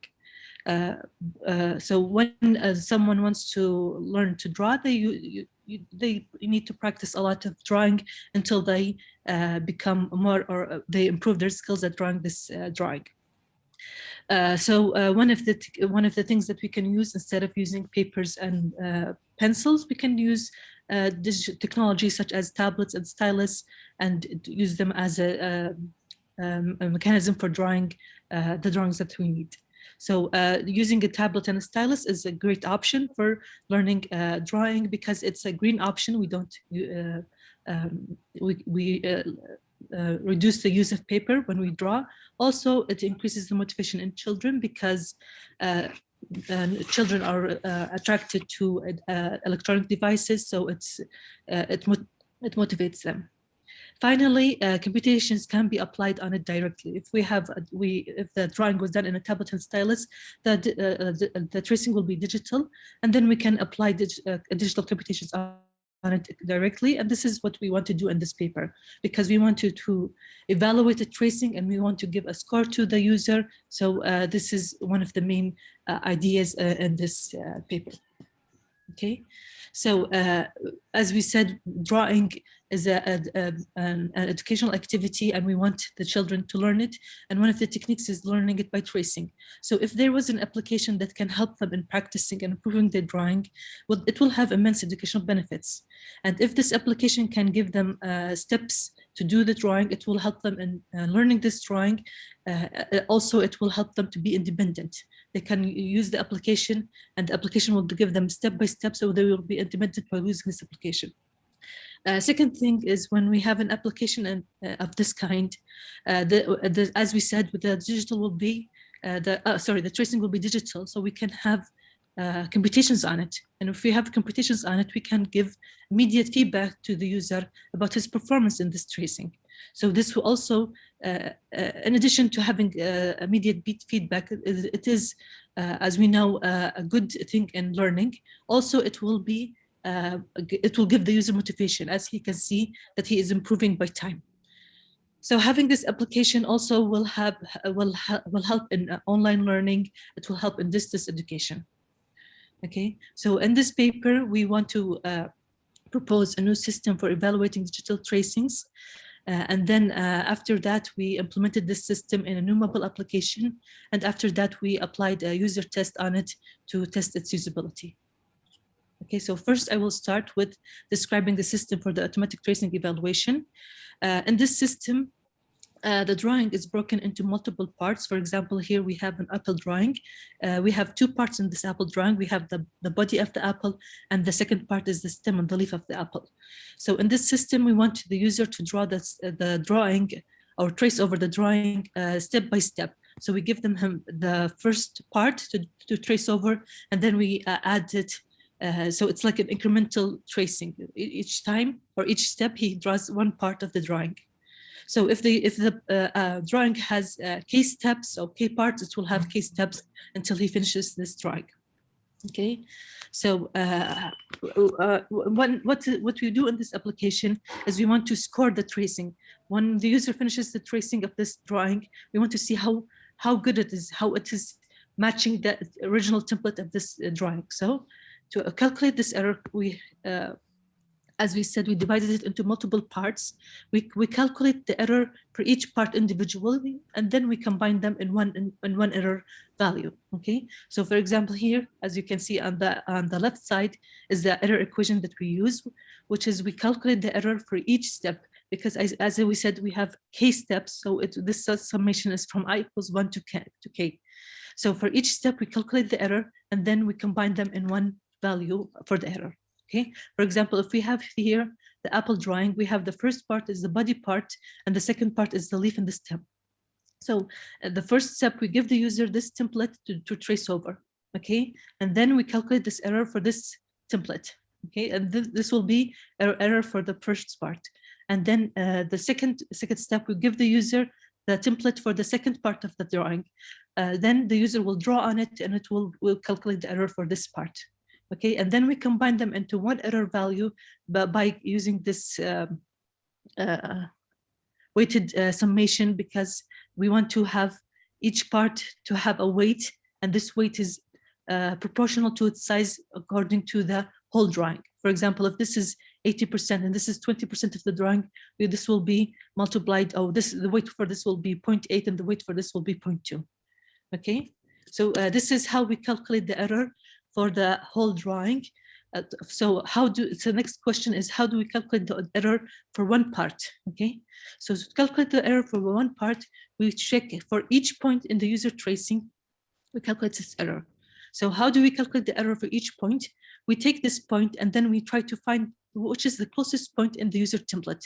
So for example, this blue line is the user tracing for this step, and this black line is the tracing, the template for this part, okay? And this green dot is the point on the user tracing. So for each point in this user tracing, we want to calculate the error for this point, okay? So for example, this green point, if we want to calculate its error, first we match it to the closest point on the template. And then we calculate the error as the Euclidean distance between these 2 points. So we calculate this error, as I said, for each point in the user tracing. And then the final tracing error for this part is calculated as the root mean squared error using this equation. Okay. So, as I said, we calculate this error for each part, and then we sum them by weight in this error value. Why do we do it for every step? Okay, so as we said, we do it for part 1, and then we do it for part 2, and so on, as many steps or as many parts in this image. First of all, we do separate steps because it's easier for the child to learn the drawing step by step. As we said, he will be independent in learning. It will help him memorize the steps when he tries to do it by himself later without a template lines for him to draw. This is one benefit. The second benefit that we want to use in this application is that, for example, if we didn't use any steps, if we give we get the final user tracing and then calculate the error for it. If in this case, for example, let's take this point here, PUJ, it will be difficult to see if this point is the user intended to be on the leaf, on the stem, or is it on the body of the apple? There will be a confusion here. So to avoid this problem, we let the user trace the lines part by part, and then we calculate the error by this part. So if it was in this step, it will be calculated or matched to the closest point to this template, or otherwise it will be on the other templates, and so on. Okay, so this is one of the main points in this application. Okay, so after we calculate the final error for each, we calculate the error for each part, and then we calculate the final error. The next step is to convert it to a score. As we said, we want to give immediate feedback to the user and give him a score. So to calculate the final error, to convert it to a 5-scale score, because we want to give him a score from 1 to 5. The performance level will be either excellent, very good, good, poor, or very poor. So we have 5 scale in this score. So to do it, we have to convert the error into a score. To convert it into a score, we have 4 thresholds. As you can see in this table, depends on the error range. If it's less than the first threshold, it will be an excellent score, and so on. So we have 4 thresholds to threshold the error value and see what the score will be to the user. Okay, so to calculate these thresholds, we did a user test to calculate them empirically.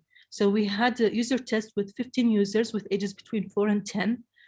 We had 5 different shapes, as you can see on the right. We have a circle, square, triangle, straight line, and a wavy line. So we gave this template image to the users, and they they traced over these lines. Okay, so we had 5 performance levels: excellent, very good, until very poor, and we had 3 tracings for each performance level and shape combination. So as a total, we had 75 tracings in total. Okay, after that, we calculated the error for each shape and for each level. Okay, for each of these 75 tracings, and then we calculated the average error for each performance level. So we calculate the average error for each performance level, and then we have 5 performance levels. So after we calculated the average for each performance level, we took the midpoint between each 2 consecutive scores. For example, the midpoint between excellent and very good, and the midpoint between very good and good, and so on. These midpoints then we took them and then we rounded them up to the nearest integer. So they were 2, 4, 7, and 18 based on this test that we performed. So these are the thresholds that we used in the application.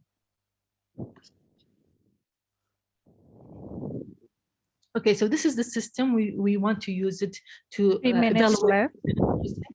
Okay, so we implemented in a mobile application called Draw With Me. In this application, here you can see the main interfaces in this application.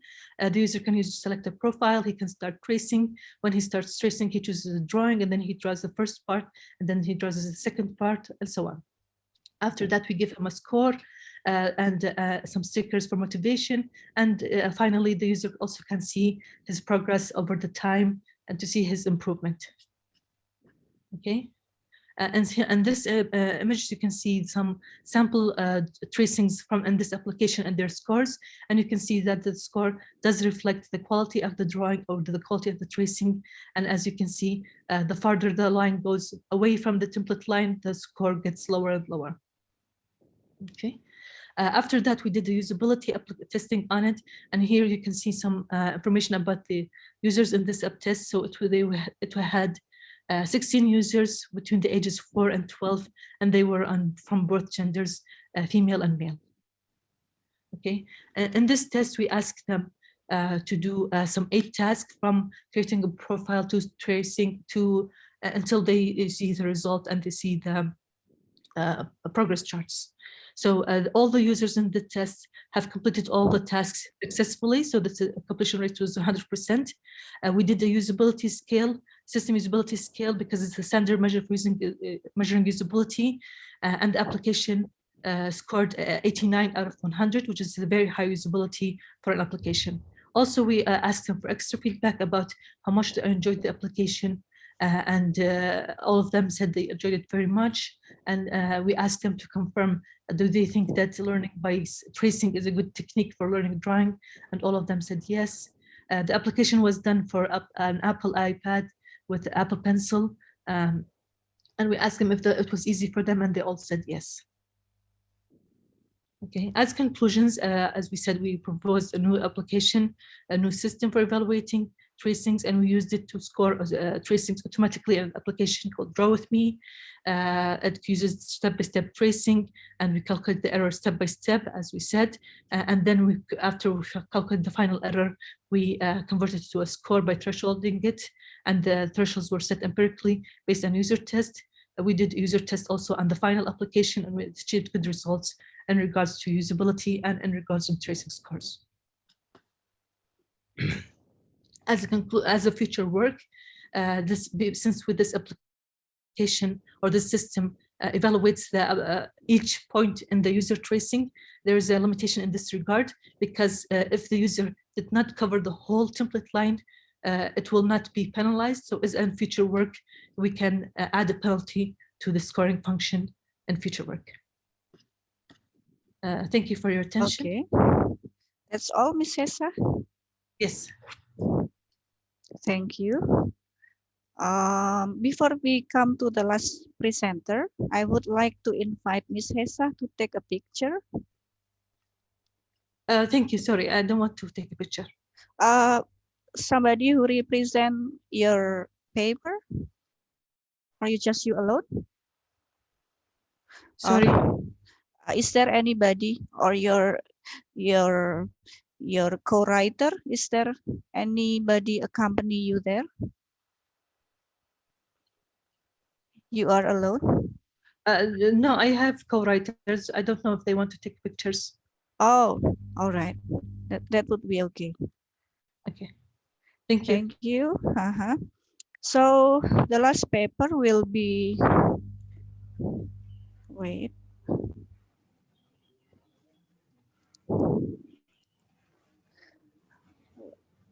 The last paper, I invite Miss Wina Ratnawati from Diponegoro University, Indonesia. Yes, The title of her paper is Random Forest for Hijab Style Selection based on face shape using morphological facial index. Yes. It will be very interesting title. Miss Wina, the floor is yours. You have 15 minutes. Thank you. Yes.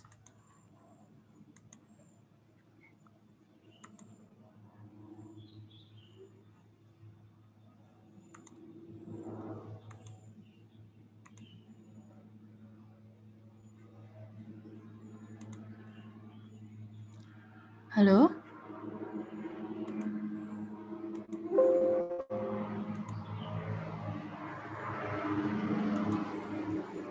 Slideshow, please, Mbak Wina.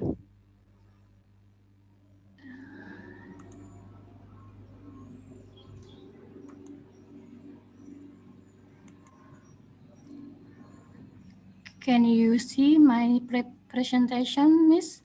Ya, tetapi dibuat slideshow. Can you make it slideshow? Yes. Is correctly, Miss? Yeah. Okay. You may start. Take your time. Thank you, Miss. Good morning, everybody. Let me introduce myself. My name is Wina Ratnawati. I'm from Semarang, Indonesia. In our title paper is Random Forest for Hijab Style Selection based on face shape using morphological facial index. Why hijab? Based on the State of Global Islamic Economy Report 2018-2019, Indonesia was the runner-up in the halal modest fashion category, namely in the Muslim cloth industry sector. It is contained in Indonesia Islamic Economic Master Plan 2019-2024. Hijab is part of Muslim fashion. Marketing strategy innovation also need to be done for a more profitable business. Market product is not only done conventionally, but can also be done using information technology as well as hijab. The type of head covering or veil worn may influence the facial shape preference and the strong preferences regarding the appearance of the eye and periorbital area. The problem in this research is the mistake of choosing a hijab style makes the face look disproportionate. Various kinds of hijab style and the absence of a hijab style guide make it difficult to choose style that suits your face shape. Many people don't know which face shape they belong to. And the solution is the morphological facial index model is used to identify the face shape by calculating the length and width of the face. Face lemma point is used for facial feature extraction. Random forest was chosen as the method for choosing the hijab style. Scikit-learn tool Python used to random forest modeling and evaluate. And the purpose is implementation random forest for hijab style selection based on face shape using morphological facial index. The research step. The face data in this study use natural image data, namely image that come from the result of taking photo from webcam or camera and upload image from the face that has been detected. The facial landmark process is carried out from the facial landmark process. Facial extraction is obtained in the form of the facial length, X1, face width, X2, upper jaw width, X3, and lower jaw width, X4. The result from face landmark are used as research data attribute. Then the result of matching hijab are used as target class data. Love which are used is input for the random forest method. The output of the random forest classification is in the form of one hijab style recommendation in the selected hijab class. Facial feature extraction, morphological facial index. For each individual face index is calculated using the formula given by Martin and Seller in the front view to determine the face type. The length of the face is taken from the distance between the nation and the kitten, and the width of the face is distance between the right and left zygoma point. The face point image can be seen in figure 3.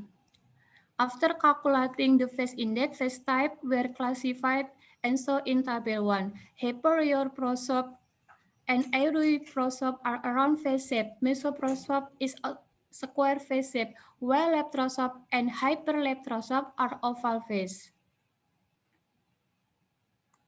Based on the structure, an oval face has a less angled jawline.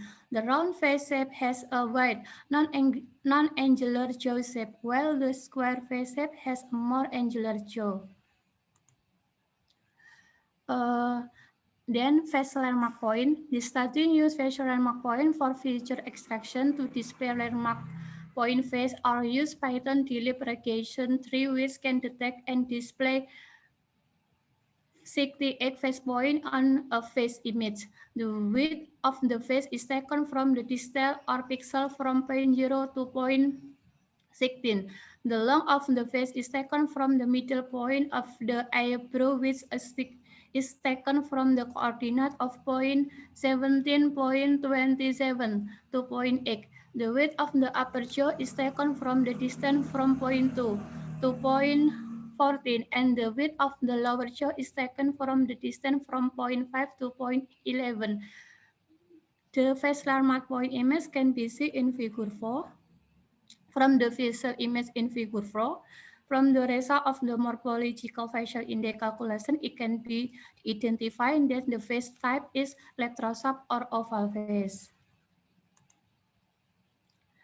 The materials is the data use 129 images of the face of Diponegoro University female employee, and from the download of the Google search engine, which split data 114 training data and 15 test data. 18 samples of hijab style were used, which were obtained from the result of Google search engine and the owner of the hijab journey. The research class hijab style table is shown in table 2. The study used survey results on hijab journey owner and beauty lecturer to classify the hijab style selection. The survey form filled out by the result person contain an image of a face image that will be directly selected for the hijab style model class. Skitron tool used to random forest modeling and evaluate the efficiency of our purpose method. Classification tree, one of the most common algorithms used to build a classification tree is to determine the best max depth. Use skitlearn in the Python module in table 3 and figure 5. Optimal max depth is 4 for all hijab style class.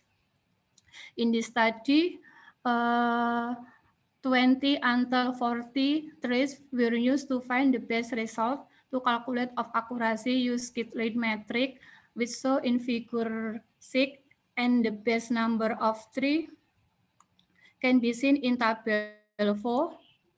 The best results were obtained of the number of 330 with an accuracy of 93% for the style of hijab pasmina, scarf, and instant.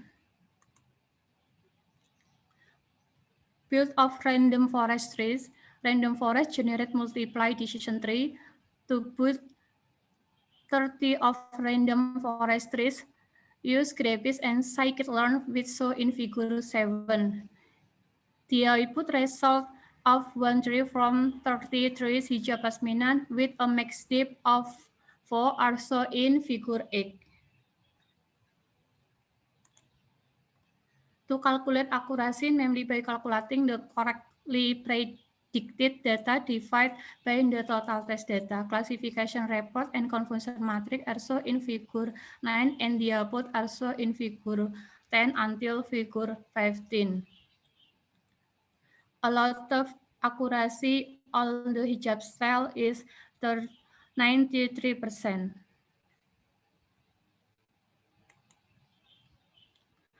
Perform test, measure, and prediction validation. To calculate of keyword cross-validation can be shown in figure 17. In table 5, it can be seen that the keyword cross-validation has the best accuracy with K equally 5, but the best standard deviation is K equally 10 if the accuracy at K equally 10 and with the standard deviation K equally 10 more better. This study use keyword cross-validation with K equally 10-fold.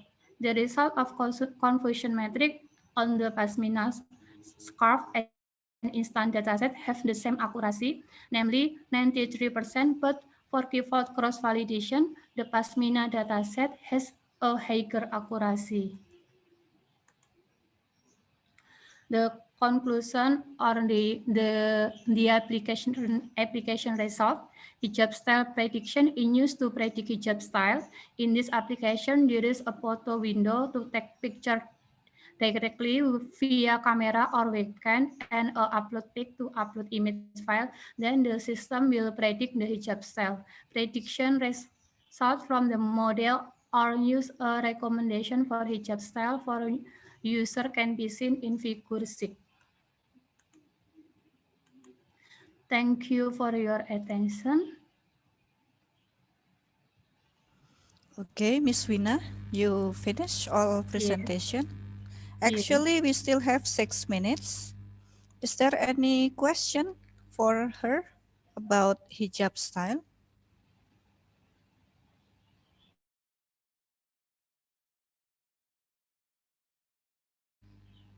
No?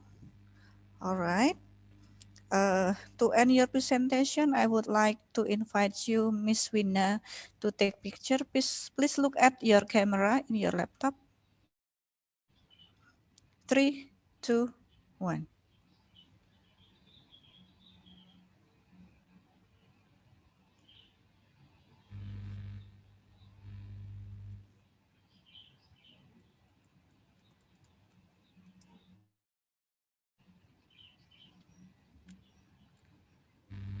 Thank you. Thank you, Miss. Okay, that's the end of this first session. And after this, you will have opening ceremony and plenary speaker until from 9:30 Jakarta time until 12 p.m. And on behalf of Institut Teknologi Tangerang Selatan, I would like to say thank you very much for your participation, for the all presenters. Thank you and see you in the next session. Good morning, everybody.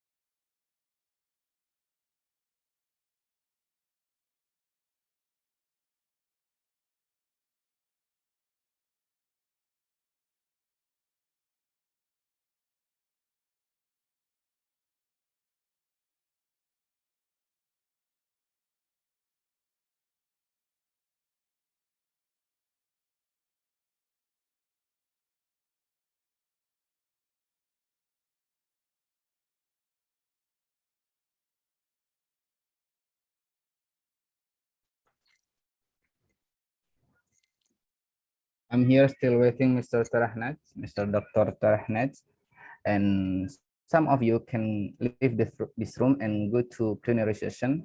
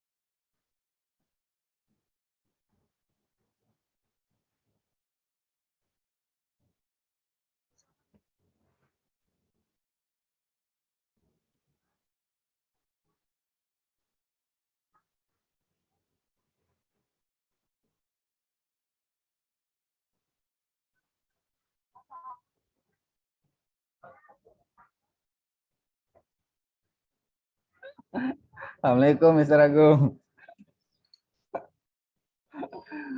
We still waiting for Mr. Afnat, Mr.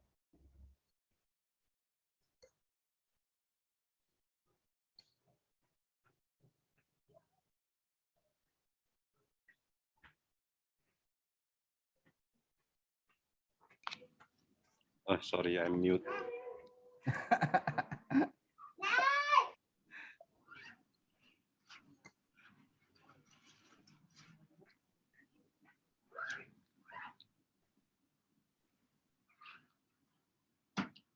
All the author will be finished presentation or not?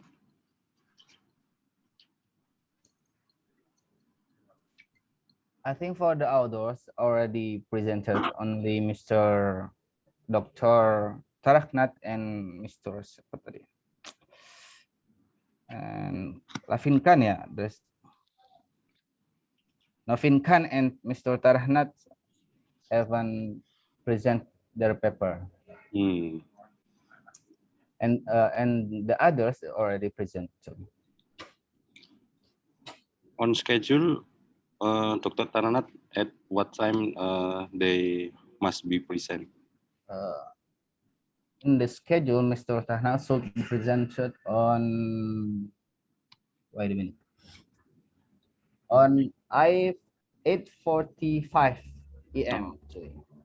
But last time when I called him, he didn't join the room actually. So that's I directly go to Mr. Abdul Rakib Al Hamadi.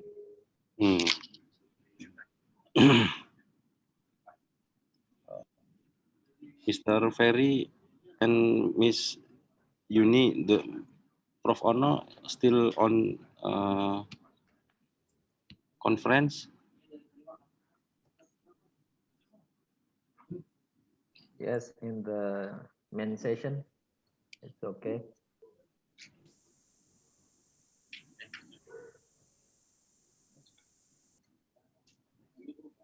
Where is Mr. Taraknat? Mr. Taraknat, where are you?